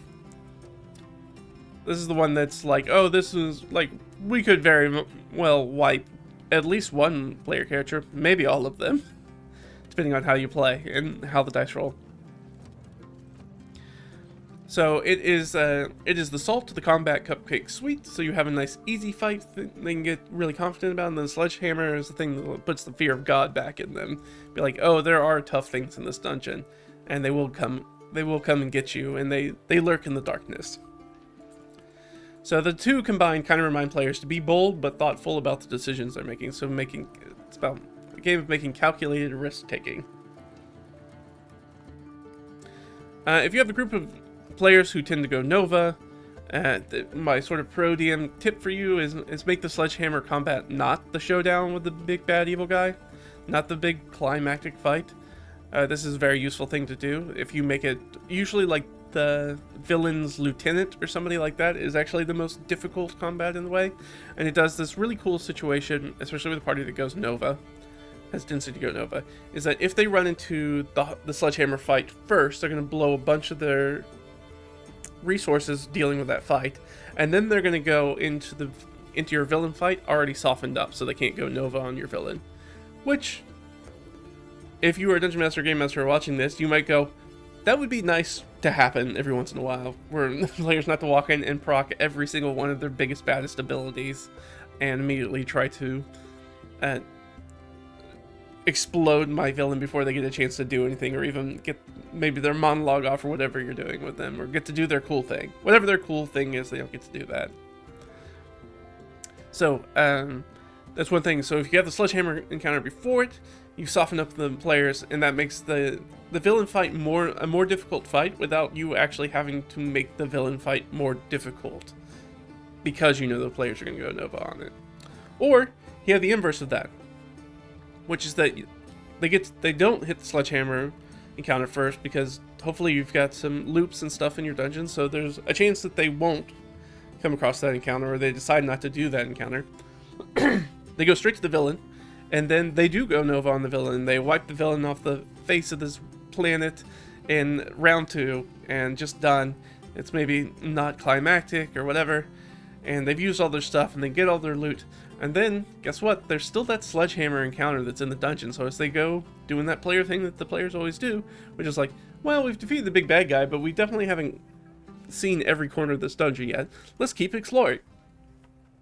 Then they find an encounter that's even more difficult than that encounter they already went Nova on. And then, this is a good point, that you can move them back into your chase and flight and be like, oh, you guys should recognize, and you be honest with your players, be like, if it's the end of round 1 and they're, the big bad guy just kicked the snot out of one of their people and they're on death's door, or one of the player characters is already unconscious, be like, you get the inkling that if you hang out in this fight, you will probably die. You don't have to run, but it might be a smart move. Or you can stay here and you can let this sledgehammer encounter kick the snot out of you, and maybe you all die. So the great thing is that if that happens and they go their Nova and they go do the villain first, they'll be sitting ducks for the sledgehammer encounter. And the great thing is that, and should they have to flee, your lieutenant gets a free level up to big bad evil guy status in the campaign. So you killed the lieutenant's boss. The lieutenant now has some grudge against you guys, has also fought you and proven themselves to be a very competent and very real threat to the player character's mortality. then they get the upgrade to being like, oh, they are now the big bad. And now they have their own stuff going on. And they've got a chip on their shoulder against the player characters already. And so then you just have the narrative machine is just in full flux going. It's like you have the player characters did this to my bad guys. Well, my bad guys are like, well, we're going to reciprocate that and do bad stuff to you. And then you can just pile that up and up. The lieutenant becomes a new big bad. They get themselves a new lieutenant. That lieutenant can maybe be the new sledgehammer encounter, maybe it's not. In a different dungeon or a different adventure, however you want to set it up. But yeah, the sledgehammer encounter is the encounter that's really there to knock the player characters out of their socks, really put the fear of God in them, and put them on the ropes, and potentially even kill them. At least one of them. I mean, maybe don't. It's very easy to make an encounter that will just wipe the party. You just put a whole bunch of monsters in it, high-level monsters in it. It's not hard. But making it feel like it would be a manageable fight if they hadn't already gone Nova, or if they decide to go Nova, they could deal with it. But then they're going to be in a very difficult position for the rest of the dungeon. And that is a critical decision to make. See? You do one, and the other one happens. So that gives you a critical decision to make, for your players to make. Just make sure that they have, again, make sure they have the knowledge, the information that they need to make that decision. Alright, we did a Sledgehammer Missable Component. Yeah, so this is something helpful in the adventure that you may or may not miss. It's a piece of information, NPC, or item that makes the adventure easier, and thus by not picking it up, the adventure is more difficult, but not impossible. It can also be used to telegraph an upcoming challenge or provide an easy solution to a specific obstacle, such as the party finding a note with the current Thieves Guild password, or a wand of Dragon's Breath that would be helpful to defeating the troll that's in the adventure. And maybe also key you in to be like, oh, there's a fire item here. I wonder if we're going to fight something that's vulnerable to fire. Not vulnerable to it, but the trolls don't like fire. And it's very helpful for defeating them. And this is, again, something that they can miss. This is something that will help them very much. Unlike the reward, which is really just a thing.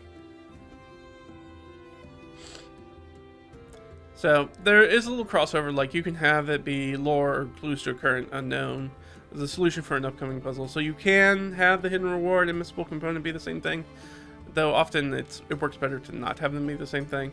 So then you're only having like 2 potentially missable things in your adventure or dungeon, and that's not too many. Like I said, I already have a number of things that in this dungeon that they can come across that will be the telegraph, and it can be helpful in different encounters. Now, depending on how they go through the dungeon, they may have already done those encounters, at which point they'll just have something that will be useful for them later. If they come across something a situation where that would also work. Yeah, I mean, that's it for Missable Component. A social challenge, make sure that there's something to talk to.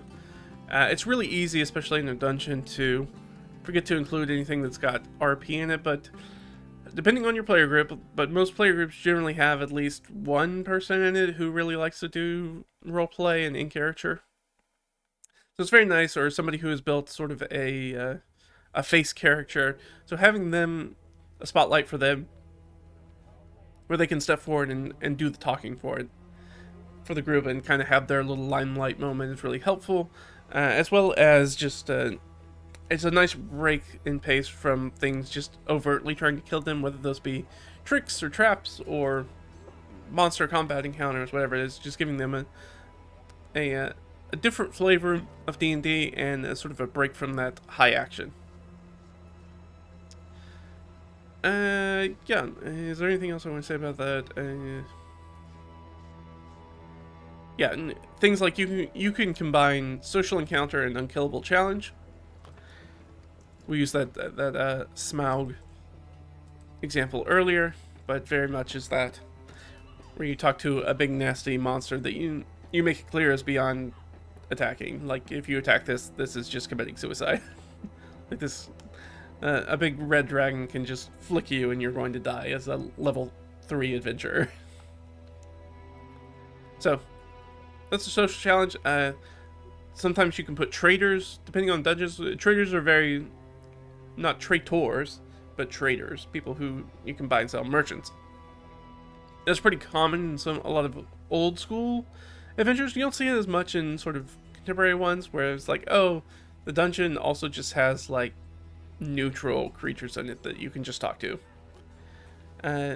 Which is more of a more like old school, almost mega dungeon sense, where it's like each one has its own like ecology, and so they're more like burrows of a city almost, where you have people who move from one area to another and trade between different monsters and stuff like that. So you can have those people in there. I like to put other adventurers in there, adventurers who have gotten lost, people who've gotten captured, people who have, any sort of thing.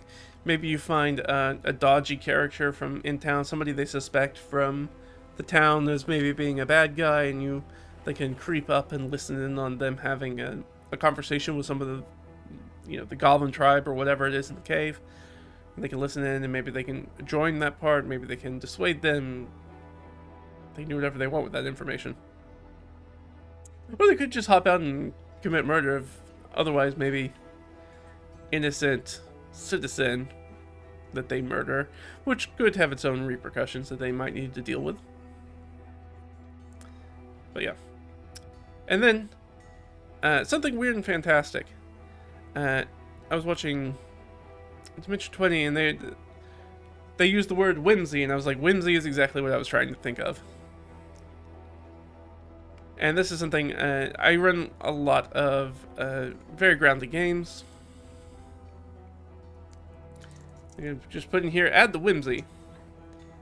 So this is probably the list item that I personally need to remember most of the time, because I tend to make really grounded, even sometimes really mundane games, where it's like, oh, just getting from place A to place B is kind of a difficult thing. Especially as a low-level adventurer, of course, like once you're a high-level adventurer, and getting from point A to B is not really much of a concern. Unless point B is on the other side of the world, or on a different plane. Then maybe point B, but just generally like getting across overland travel stuff.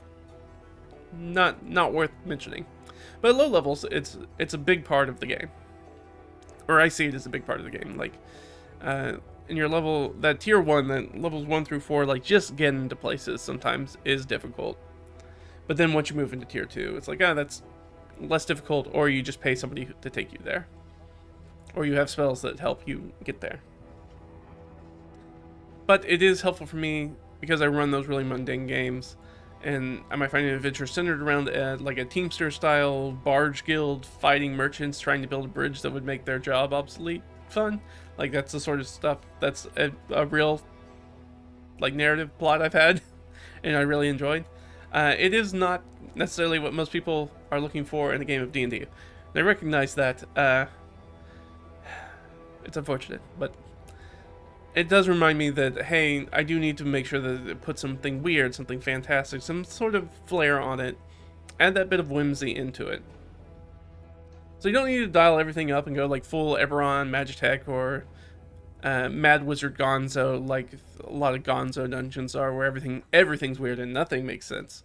But it does, I think, it's helpful for me, and I think it's helpful for a lot of people to make sure that there is some sort of fantasy, weird, whimsical flair about the adventure that'll help leave an impression on your players and reinforce sort of the game's genre. I think that's really helpful. So, do I have any of that in this dungeon? Well, I've got some weird traps in there with the gods, so it's already grounded in the world, and got some whimsy in it because it's coating people in this gold flake and suffocating them with their own greed. It's its own sort of like whimsy to it. Let's see, we've got the waxy goo pool. That's pretty gross and weird. With classic D&D monsters in there. Classic ones. I'm not gonna say them out loud, but they're a classic one. And one I don't use very often. I should use them more. Let's see what else. That stuff's already pretty straightforward. We've got some chaos magic that's going on. So I have this area. Anytime that I need to put something just weird in the world, I just go, yeah, chaos magic. There's, in the same way that if you play like a chaos sorcerer, it's like sometimes just weird magic stuff is happening. And this is sort of like it just means that at this point there's some sort of tear in this reality that puts it much closer to, in this cosmology, the Chaos Forge, which is sort of the birthplace of all things. And so it is very chaotic.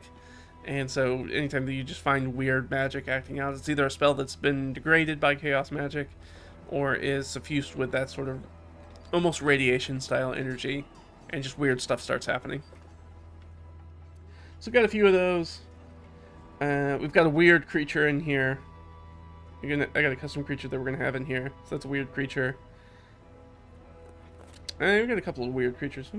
I try to keep the creatures somewhat weird.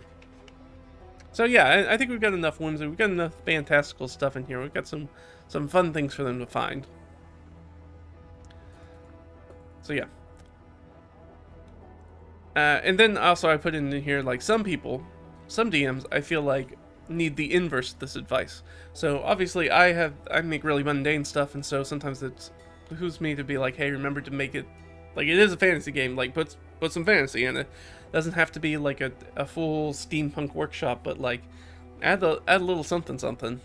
Try to throw it in to make sure to remind my players, like, hey, this is a fantasy world where magic exists and does weird stuff. But I do think that some DMs need the opposite of that advice, and you need to make sure that you pepper in mundane. So if you have a world that's a little bit too fantastical, I feel like you can lose that suspension of disbelief, because it will often feel like the world doesn't make a lot of sense, and kind of trips into things that maybe feel a little bit more in line with something like Alice in Wonderland, where it's like none of this stuff really makes a lot of sense. What's going on? Like, why things are happening, what's happening, why is it happening, how is it happening?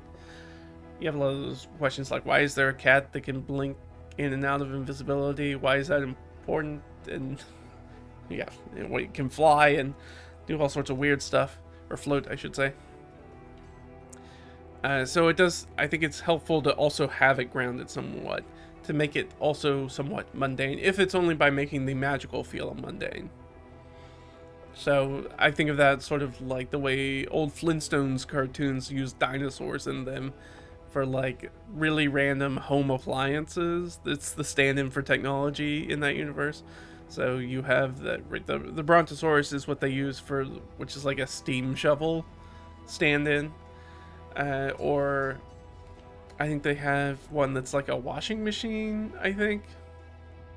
And one that's a telephone, I think. So those sorts of things, so it'd be like, oh, we'll make this magical thing, but it does actually a really super mundane thing. And that'll be a way to help maybe ground some stuff as well. The next thing is a tension break.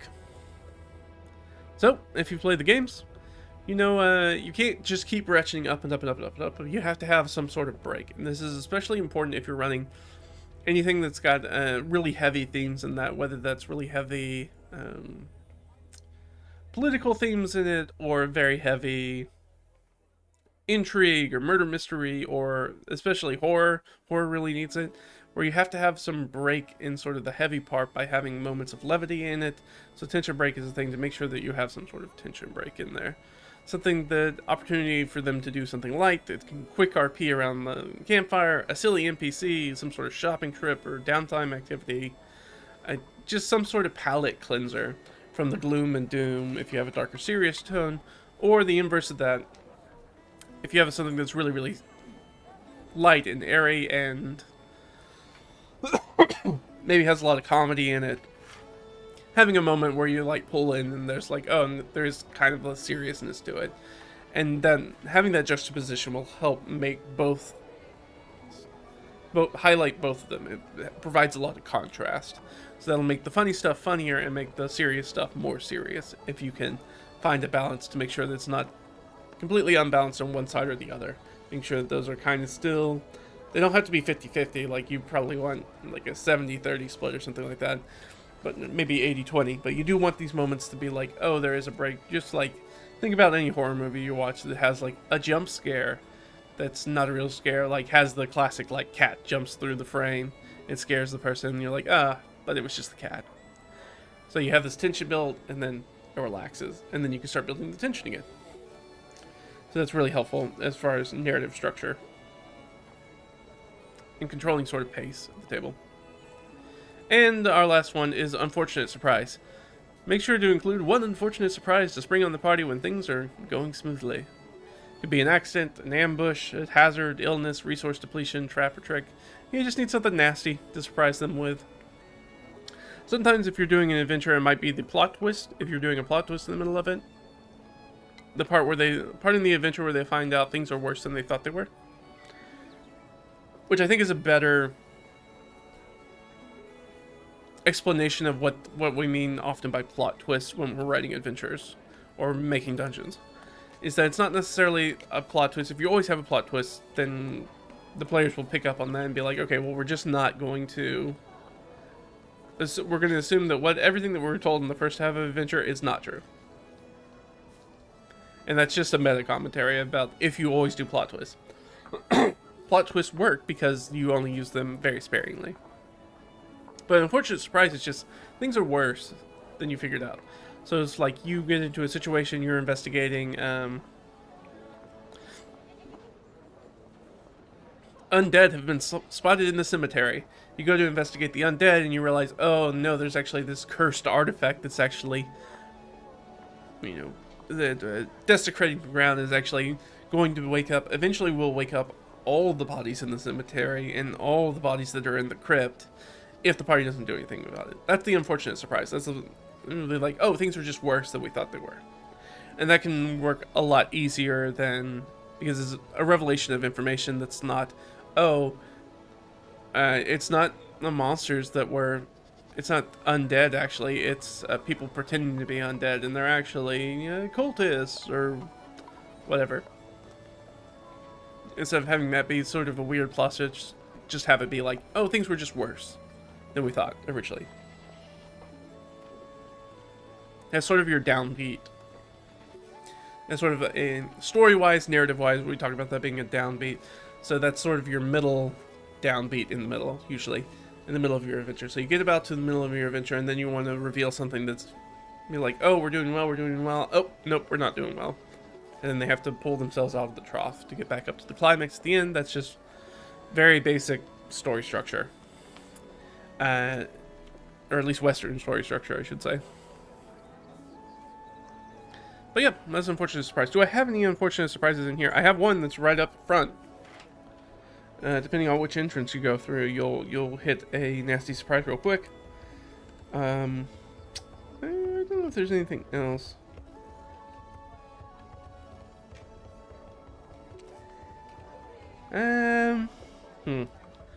Anything that's worse than what it appears to be. Yeah, I guess this other room kind of does that, kind of falls into that. That is a nasty surprise. An unfortunate surprise, I should say. But yeah, that's it. So I've got like 2 spots for that's in there that we can figure out. So yeah, that means something. But yeah, that's basically the full list. And I wanted to make sure that we kind of went over that. We could jump into something else, but we are a little bit long in the tooth. I know what we'll do. I think I'll definitely have to take a little break. Maybe we can do something light. I'm trying to think if I have anything that's really short. I have a document that I think I've talked about briefly, but I don't think I've gone over on stream. So we could do that. It's sort of a, like, how to get off the blank page kind of situation. Like, when you need to sit down and make an adventure, how do you do that?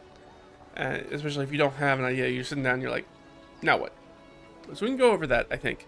But I'm going to need to take a short break, a little bio break, refill my coffee, come back and we can bust that out real quick. I don't think it will take too long, or at least I don't want it to take too long, I should say. But before we go, let's just roll down the adventure dungeon checklist one more time. There's 13 items, like I said. There is a brain challenge, something that challenges your players, not necessarily their characters. Something they got to think about. It could be a puzzle, could be a riddle, could be something, a trick or a mystery to unfold. Second is chase or flight, something that they can either chase around the dungeon or through the adventure, or something that will chase them, something that harries them. It could be a tracking montage, a survival kind of thing. It could be running away from an avalanche. It could be anything like that. Just some sort of motion, adventure-y kind of motion that's not necessarily a combat. Give them a cool reward. I like to do a nice custom piece of loot, but you can make whatever it is. Try to make it something that's tied to specifically the adventure or the setting and or one of the PCs that's going to fit together for them really nicely. Use this as a moment to do some world building diegetically so they can learn about things in the world by using this item, and it doesn't necessarily always have to be a tangible item. It could be some sort of privilege, a land deed, some title that they find, a new ally that they learn of who can give them some information, new information. Maybe they find a book that's got notes in it, a journal, research notes, etc. Some sort of cool reward. You need a combat cupcake. That is a nice easy fight, some monsters for your players to squish the heads of, their player characters to squish the heads of. They give them a nice little bit of boost of confidence, maybe make them a little overconfident, which does well for them coming up against challenges later. Give them a critical decision. That's something that they make that's going to have some impact on the adventure at large. That could very much be at a T intersection in a dungeon.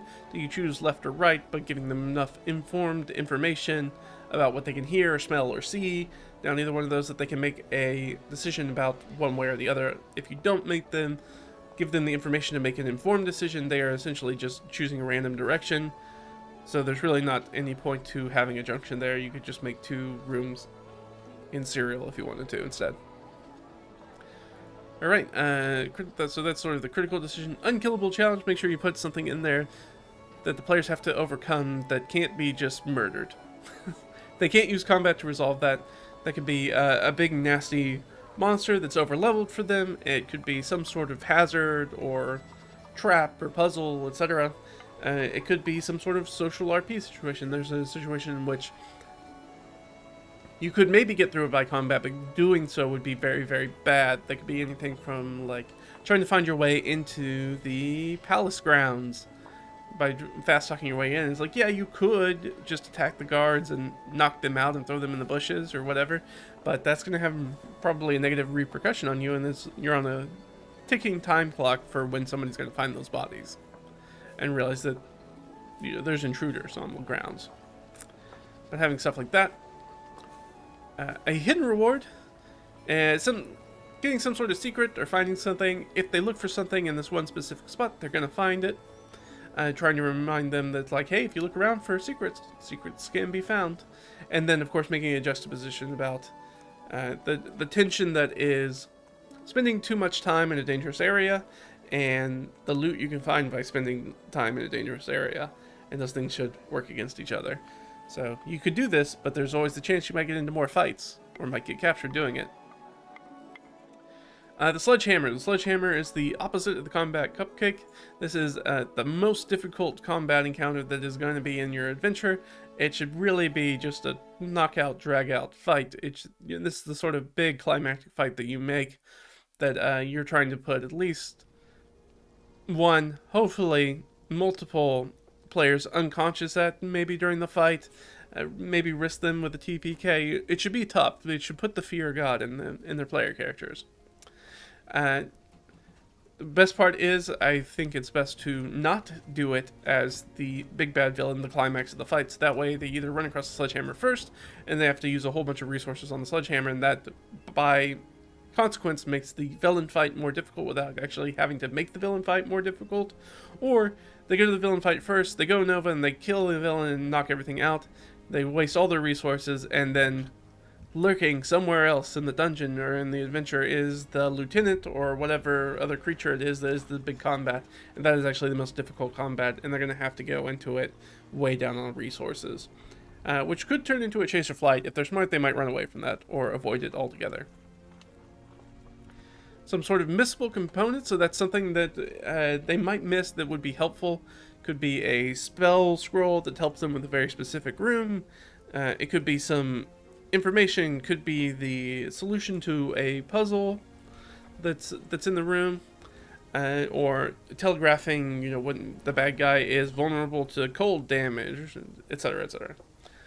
Something that you can complete the adventure without having it, but if you had it, would make the adventure easier.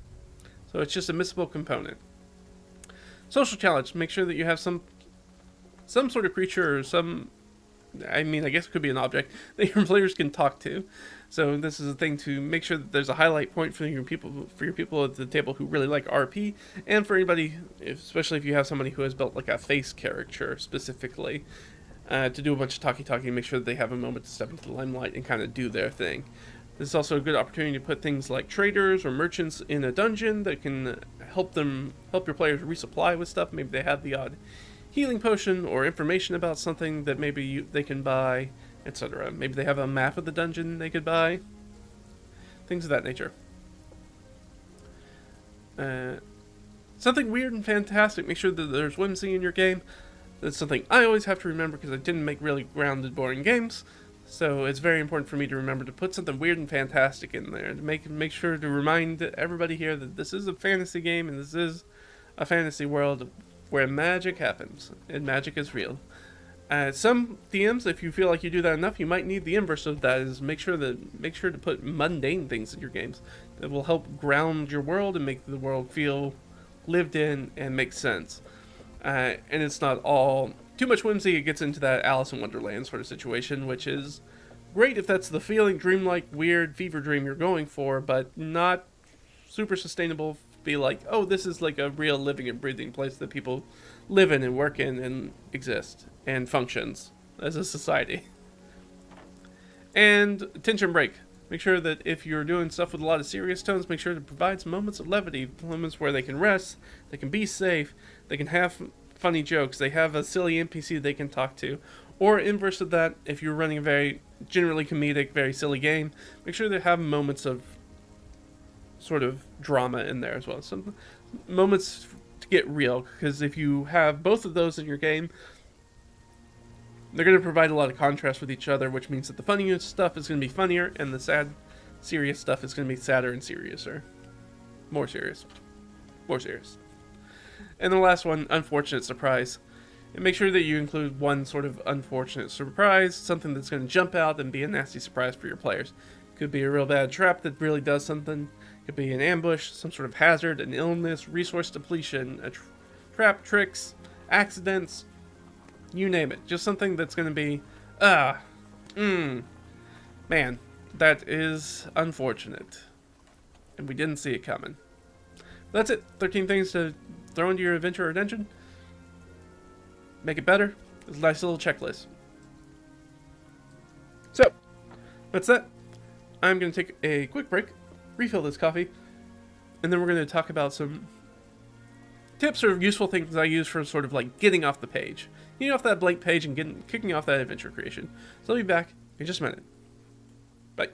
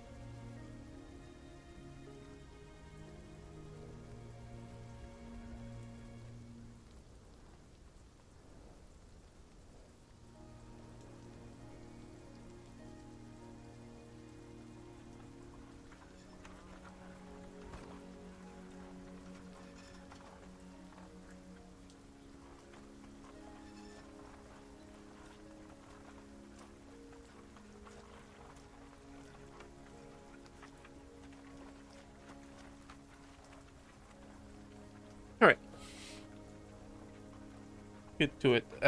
Let's see. I said that we were gonna talk about. I think it's in here. I gotta search this document real quick.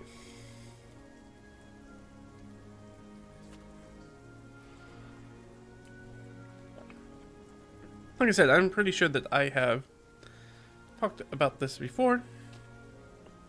But I'm going to bring it up just so we can look at it.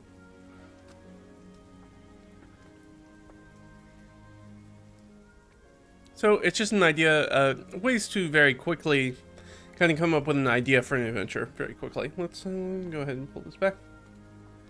So I have it, I call it a 1 hour adventure creation, but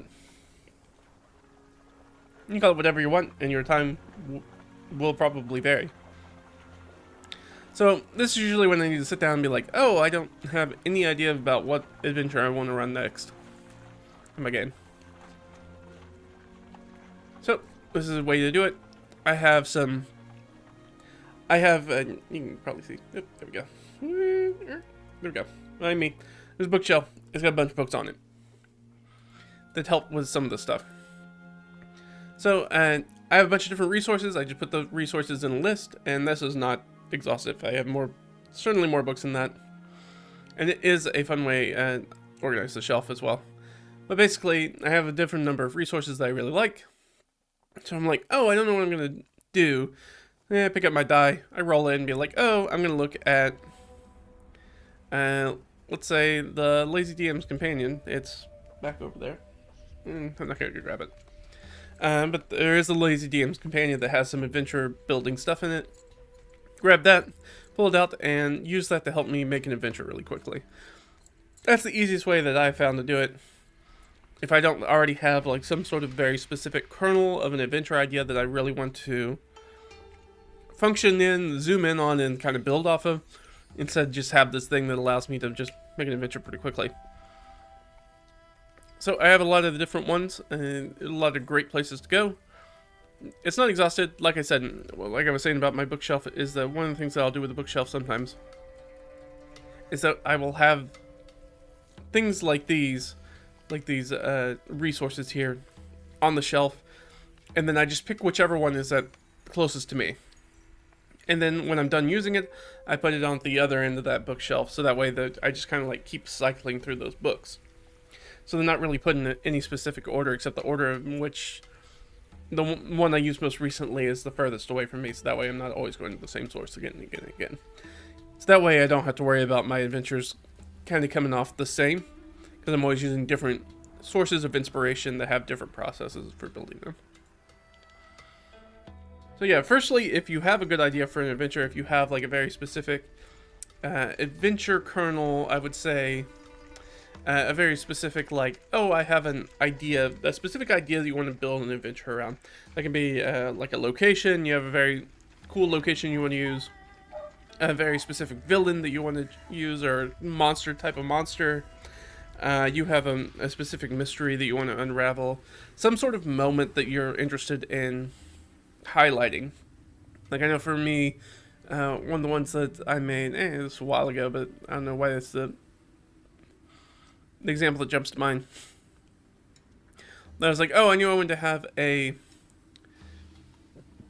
fight with like a big frog or toad or something like that that was like probably large or huge size, probably huge size, that could just swallow people and jump around in the swamp and be just kind of a menace to player characters. I thought, oh, that'd be a fun adventure.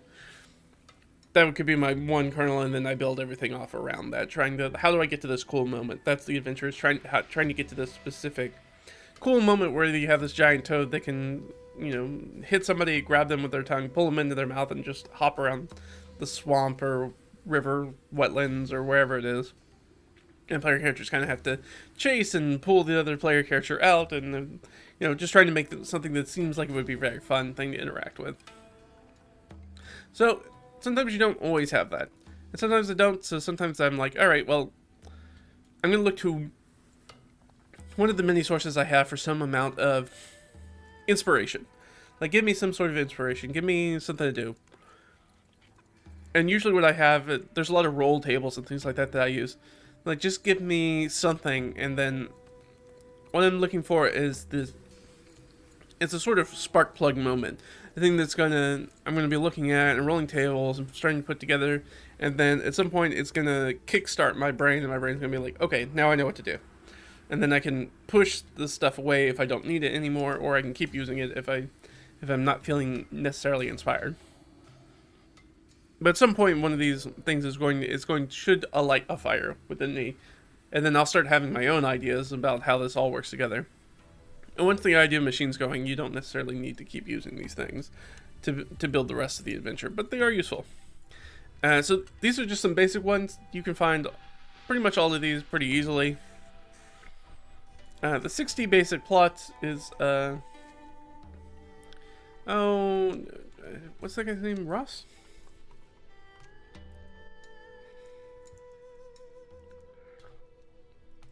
And you gotta go find it. It's hanging around out there.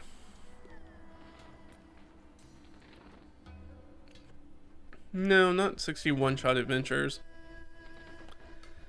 The big list of RPG plots. That's what I'm looking for. There is actually just a PDF of it that I have. And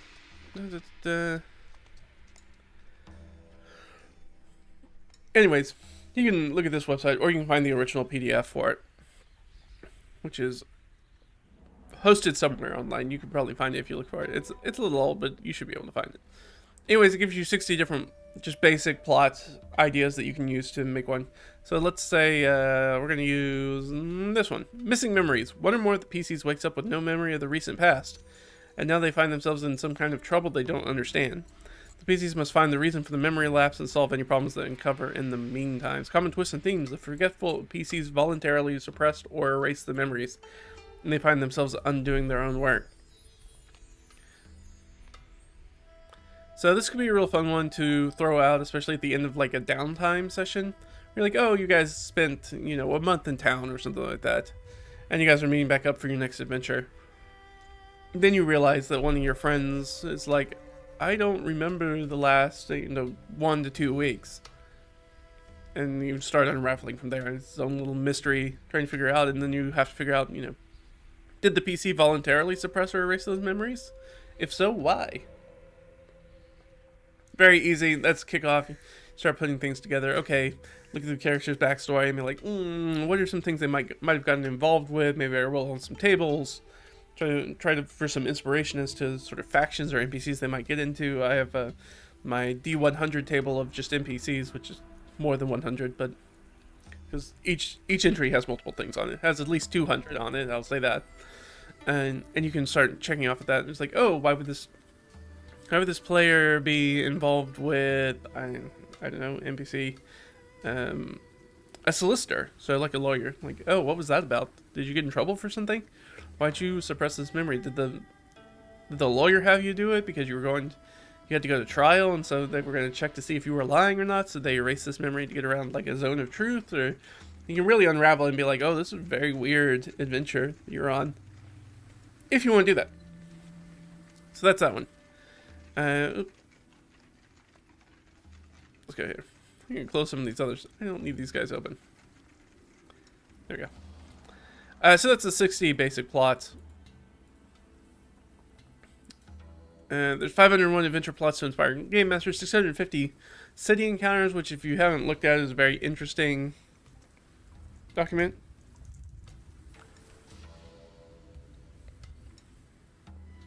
Is it by John 4? I guess I just didn't realize that.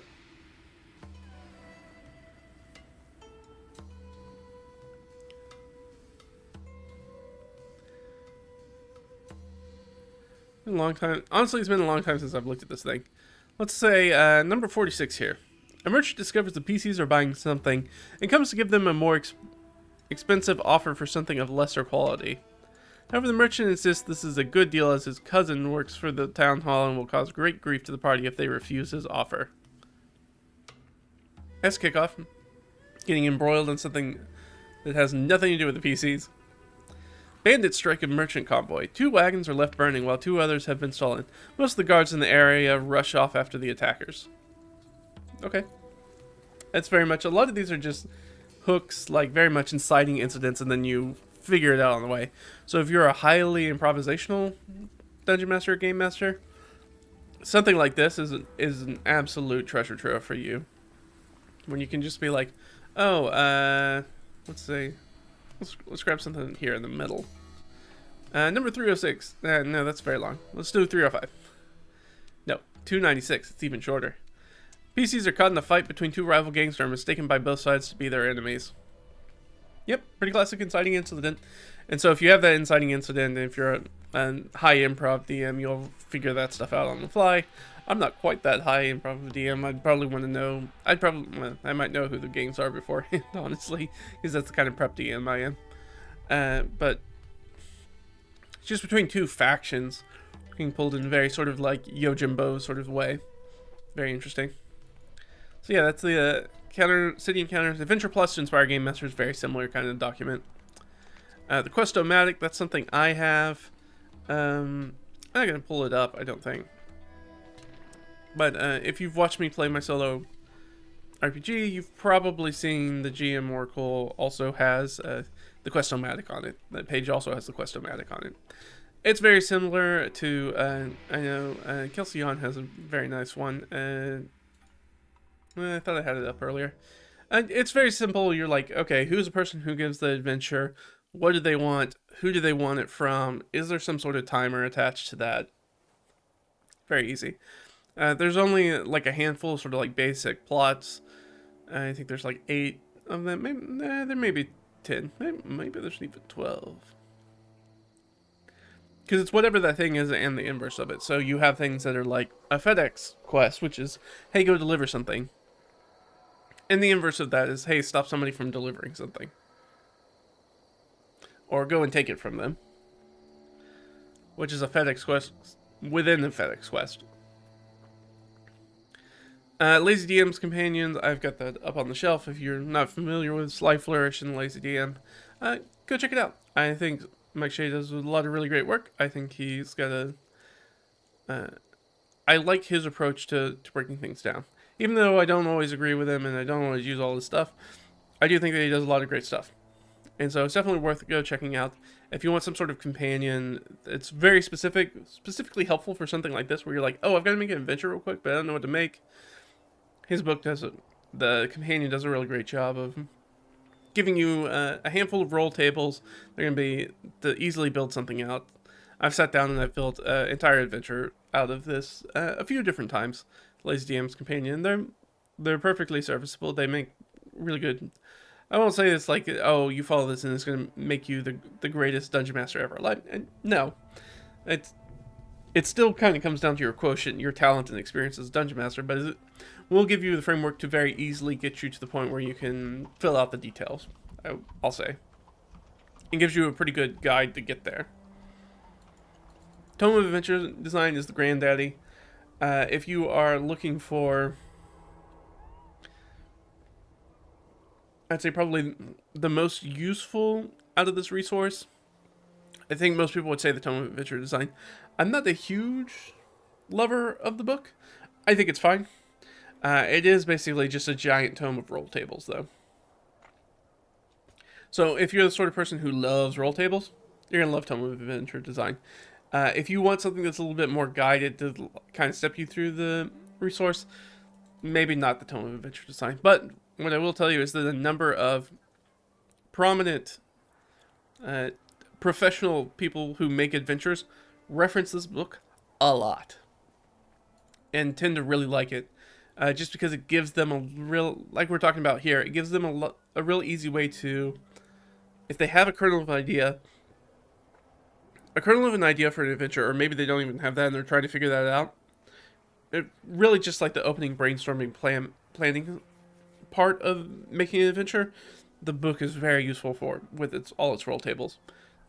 And the roll tables are big, so it's not like a bunch of like 1d10 tables. It's like a bunch of like 1d100 tables, 1d60 tables, like a lot of very large tables, so you get a lot of variety in the stuff you can kind of come up with, which I think is really helpful.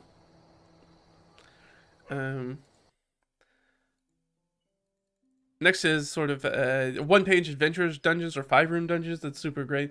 So again, if you are pressed for time and maybe you don't even have an hour, just put together a 5-room dungeon. Or better yet, if you really don't have time, just go grab an adventure. Don't try to make something in your time. Just go grab an adventure that's pre-made. I like a lot of 5-room dungeons, one-page adventures.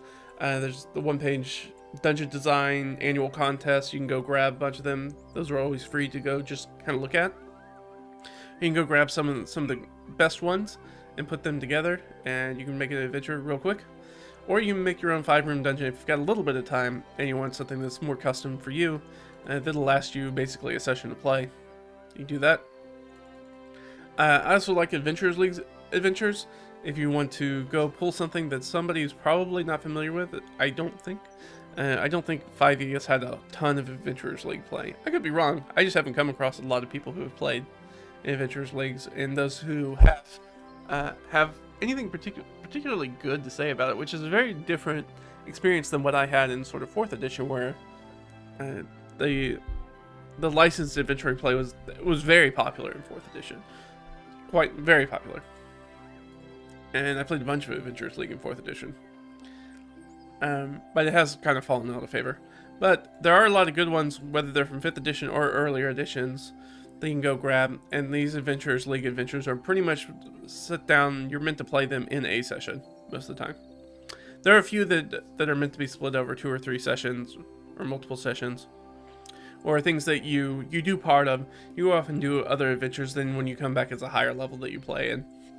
So there are some longer storylines in there as well, but they're really nice. They're really good, self-contained, like one session adventures. So if you want a lot of good advice or good examples of how to make one-shots, I'd say check those out. Especially the ones that are regarded well, because there's some real stinkers in there too. So you definitely want to maybe look up a list of the ones that are considered like lauded, that people really enjoy, and use those as a framework and being like, oh, this is maybe how you build like a structure a one-shot that's going to be really successful or going to be very enjoyable for everybody. There is the Paizo Game Mastery Guide. Again, that's back up on the shelf I have.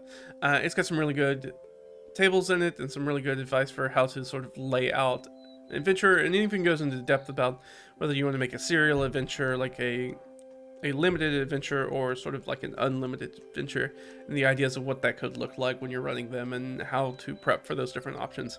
Again, cannot really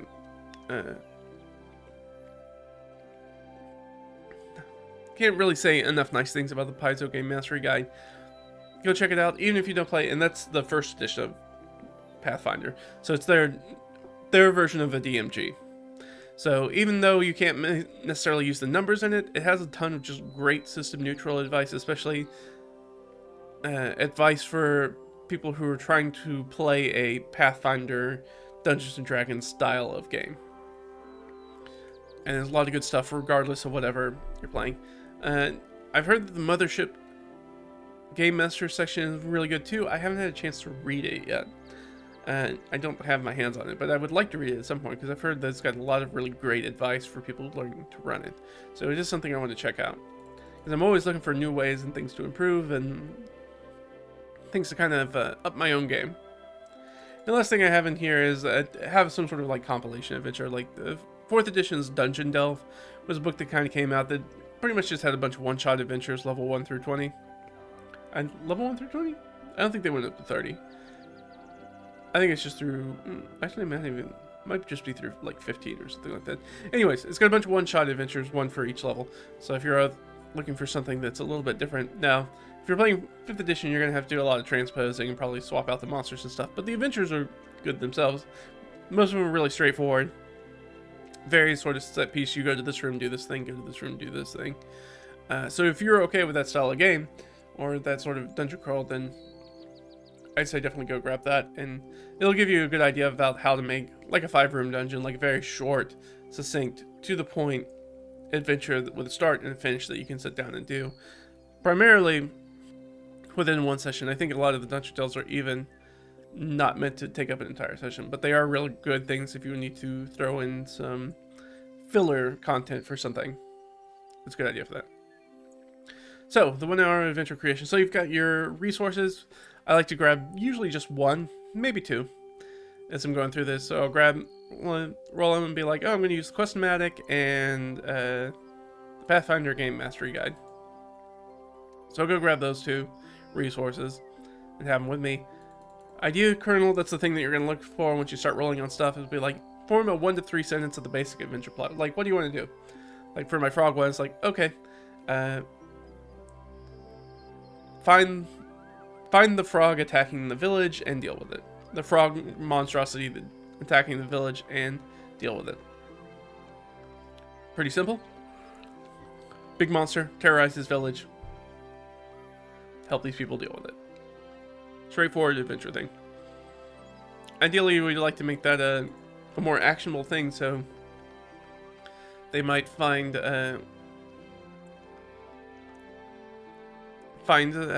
somebody who's just survived an attack with it, or something like that. Goal: what are the PCs supposed to do to get their reward? Deal with our frog hemoth kind of creature. Does that mean kill it? Maybe. We can decide that or not. Or maybe it's maybe they've swallowed something important.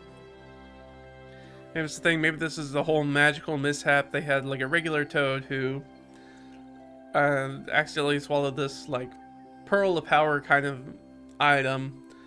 Not an actual pearl of power, but some sort of magical item that's corrupting them from the inside and has turned them into this monstrosity. So they're like, well, you can kill the monstrosity if you want, but we really just kind of like need the little magic thing that's inside of them back, because that's the problem. What do the PCs get if they complete the mission? What's their reward going to be? How do you measure success, and what happens if they fail? All right, in our frog thing, let's say if they complete the mission, they're going to get primarily gold, I assume. Depending on this kind of village out in the middle of nowhere, so maybe some gold. Maybe they get maybe they've come out here searching for something else already, and they can get if they don't get that thing, they can at least get some information, a clue that puts them in the right direction of what they're looking for. So measure success, well, do they get the pearl of power back or whatever it is? What happens if they fail? This thing continues to grow in size and becomes more difficult and kind of becomes a bigger, beefier, nastier monster. Maybe instead of being huge, next time they're going to come back, it's going to be, what's the next size category? Gargantuan? It's going to be even bigger and even nastier. Or they come back and they find out that the entire town's been destroyed by this thing. The village has been destroyed by this thing. It's like gobbled up all them peoples. And then some rewards, like I have a little roll thing for rewards. Some encounter types, mix up your encounter types. You'll see I have some of the same language in here. Cupcake, balance, sledgehammer for my combats to remind me to make sure to do different levels of difficulty of fighting, of combat encounters. Make sure you get your chases or flights in, your cryptograms or missing cog, key, a lever, some sort of puzzle kind of thing, a logic problem or a maze, an obstacle or a trick, a hazard or a trap, a puzzle or code, some sort of role play situation encounter, a bargain, a deception, interrogation, intimidation, persuasion, pleading with something, exploration, something to explore and discover, and investigation, something to seek and deduce. And that kind of gives you all of those together. So we have obviously things for each pillar, and then some stuff that's kind of like in between pillars or cross pillar kind of things. Also put in here, make sure to balance it for your kind of group. I try to do a 3-2-1 balance for things. A 3-2-1 balance is like I try to do three encounters of one pillar, 2 encounters of another pillar, and at least one encounter of the last pillar. So that way it can be like, oh, 3 combat encounters, 2 social encounters, and maybe 1 like investigation, exploration thing. Some sort of big trap or hazard they're going to have to deal with. And if you keep shifting those around between adventures, you make sure that you don't always end up with the same mixture of adventure. But also it should be somewhat tailored to the inclinations of your party. Of the group you play with, I should say. Are they the sort of people who are, you have a bunch of beer and pretzel game where they just want to kick down doors to kill goblins? all right, well, most of the time you're going to put a 50% combat in there. Maybe every once in a while you're only going to have 2 things to combat, but it's probably not in your best option, except for in the very rare circumstance to only have 1 planned combat in an entire adventure.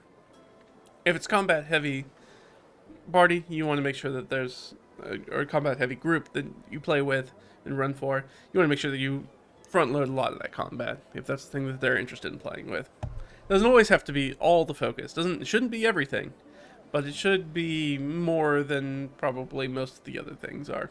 Most of the social situations and exploration or discovery things that they're doing. And this is a good prep rule, which is about 1 encounter for every 45 minutes of expected game time. In general, you'll get to know your group's tendencies a little bit more.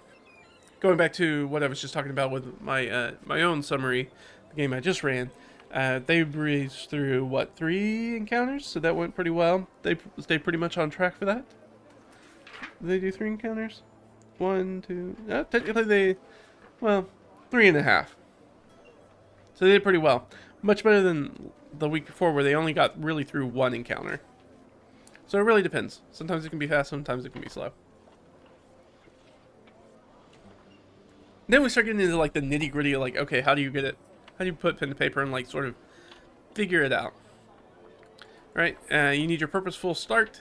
This is the thing that is the bang moment to really kind of set the adventure off. How can you get the party to the location, inform them of the adventure premise, and into the action quickly? That's what you're trying to do. So I said we wanted to start with maybe talking to somebody. Somebody's running down the road. They come into out of breath. Their people they were traveling with just got attacked by the frog hemoth thing.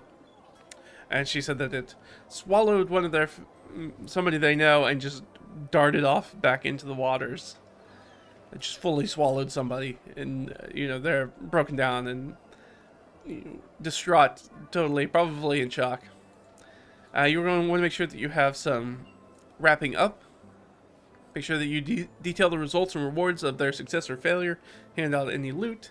You want to make sure that you have an end of the session wrap up. That's something that's a really good thing to do if you're not doing this already in your games. When you transition to a new adventure by using a creature, location, or item from the adventure into the next adventure, or have the group finalize at least what they're doing the next time so you can prepare it.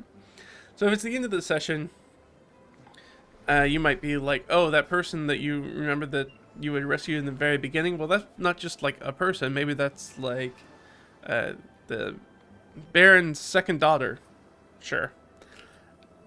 And she was on her way to the convent. And now, you're being charged with being like, hey, it's you need to take her to the convent. That's your new adventure. Make sure you deliver her to the convent safely.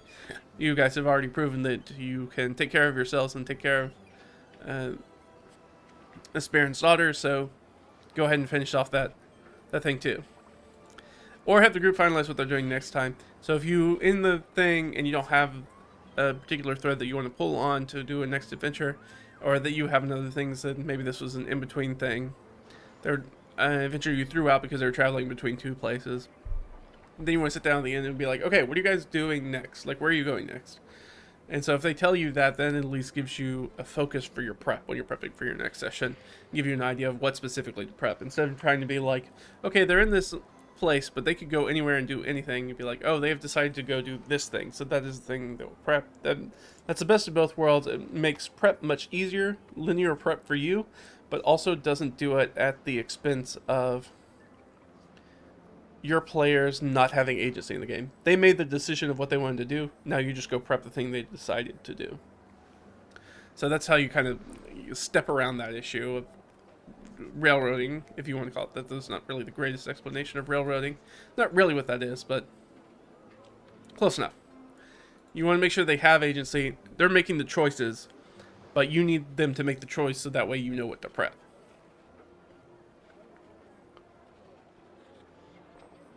I keep a list or an NPC stable, the relevant NPCs to the adventure with notes about them. What do they look like? What sort of information do they have? Do they have any specific items, anything that's important to know about them? Location crib.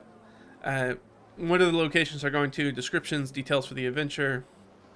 It could be a generic location description like the crumbling watchtower. Interesting but unimportant detail to flourish it. It's crooked ajar door knocking against the door frame in the wind. Describe in ascending order of importance obstacles, exits, PC goals for the scene. So it's crumbling watchtower, it's crooked ajar door knocking against the door frame in the wind. What do we think is probably the obstacles are pretty minor. You might say that, the crumbling watchtower doesn't look like it's in good condition. So you're thinking if you walk around in here, there's a chance that part of it might come down. There's your obstacle. Your exit, well, we've already given you the one exit, which is really an entrance in. Or maybe if you step in, you can see that there's a hatch in the floor that goes down to the gear house for the mill. And where the millstone is. Well, I guess the millstone is probably on the first floor. But the gear, maybe like a flywheel or something for that, is like in the basement. And their PC's goals for the scene, remind them that they're probably looking for something in this crumbling. Oh, it's a watchtower. It's not a mill. There's not a gear house. There's gonna be like an undercroft in the bottom though. A basement, cellar that they probably keep supplies and stuff in.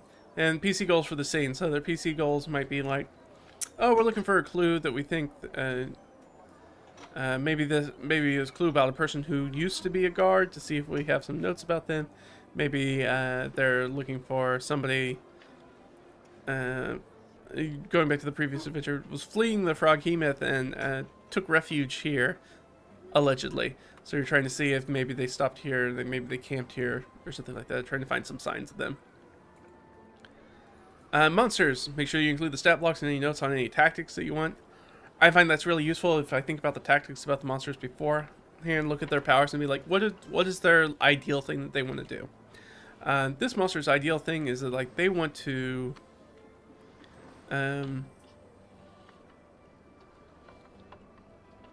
maybe their ideal, like, what is their goal? Well, the Bullywugs just want the PC players like out of their camp, out of their little warren. So they're just trying to get people out of here. So their tactics are a mixture of probably intimidation first. They're just trying to scare the people away. But then if it turns into full-on combat, then they're going to be like, oh, okay, well, now they're going to try to kill you or force you out. Loot, details on any treasure in the adventure where it can be found. And they have just an example down here. I think we've gone through this example before, but... And this is for the 3D60 basic plot. So sometimes when I use that D60 basic plot, it's up here. Number one on my adventure idea. I like to roll 2 or 3 of them together and then kind of smoosh them together to make a kind of a weirder plot. Because the D60 like basic plots are super, super basic. They're like, oh, kinsman slayed or something like that. Star-crossed lovers. That sort of situation. So sometimes it's helpful to take like roll twice or sometimes even 3 times on a table and then try to smush the results together. Either pick the one like you like the best or take 2 or more and try to smush them together into one thing to make your stuff a little bit more unique. So example of a character creation. Here we go. 1 hour adventure creation. Just so you can kind of see what a finished product I made. I made this one obviously, but what it might look like at the end. So, idea kernel. A prisoner recovers from a rampant illness, overpowers his captors, and flees the village as it's racked by the same plague he's recovered from. Find the fugitive and discover how to save the village. There's your goal. Find the fugitive, discover how he beat the sickness, bring remedy to the village folk. Reward 1d10 GP per PC and 1 jar of 10 pickled good berries. Restore 1 hit point and provide nourishment for 1 day. And then we just kind of hit our scenes. Alright, so our first one is RP is heading out to the forest. So you get your mission, and you're filling in the details of the players on how the PCs know the fugitive and why he's dangerous, so they're just already moving, and we're just kind of doing a media res thing. You guys are already moving towards this, and you're kind of having a flashback as you're thinking about, how you talk to these people about it. What crime did he commit? And these are questions that I like to... In this one, I was like, I'm going to ask the PCs to tell me. I'm going to ask my players to answer these questions for me. What crime, and I'll just go around the table. What crime did this person commit? Like, why are they a fugitive? What makes them so dangerous? how did you apprehend the fugitive? So ideally, this one is set up where the player characters had already captured the fugitive and brought them back. That's why they know this stuff about the fugitive already. And then the fugitive escaped. And so they're being sent out again to go capture the fugitive. So how did you apprehend the fugitive? What did you find that proved his guilt? Why did the town reach out to you to capture the fugitive? Is it simply because you had done it before and you were so close by? Or maybe because he's so dangerous that you're the only people they feel like they can turn to take care of this? Alright, and then we get into exploration. Explore the forest and find the dangerous fugitive. I have run this adventure, by the way. You find a small clearing with a hill allowing you to check the surroundings. A big ol' asterisk that's going to come down here that you'll find down there for the chase. And these are, the great thing about this one is that it tells you specifically in this, this is kind of a wilderness crawl, so it tells you the different areas that they can get to if they go up and look from this hill. See a mighty oak with movement in its branches leads to areas 2 and 4. You see a cairn with a cloth marker leading to areas 1 and 3.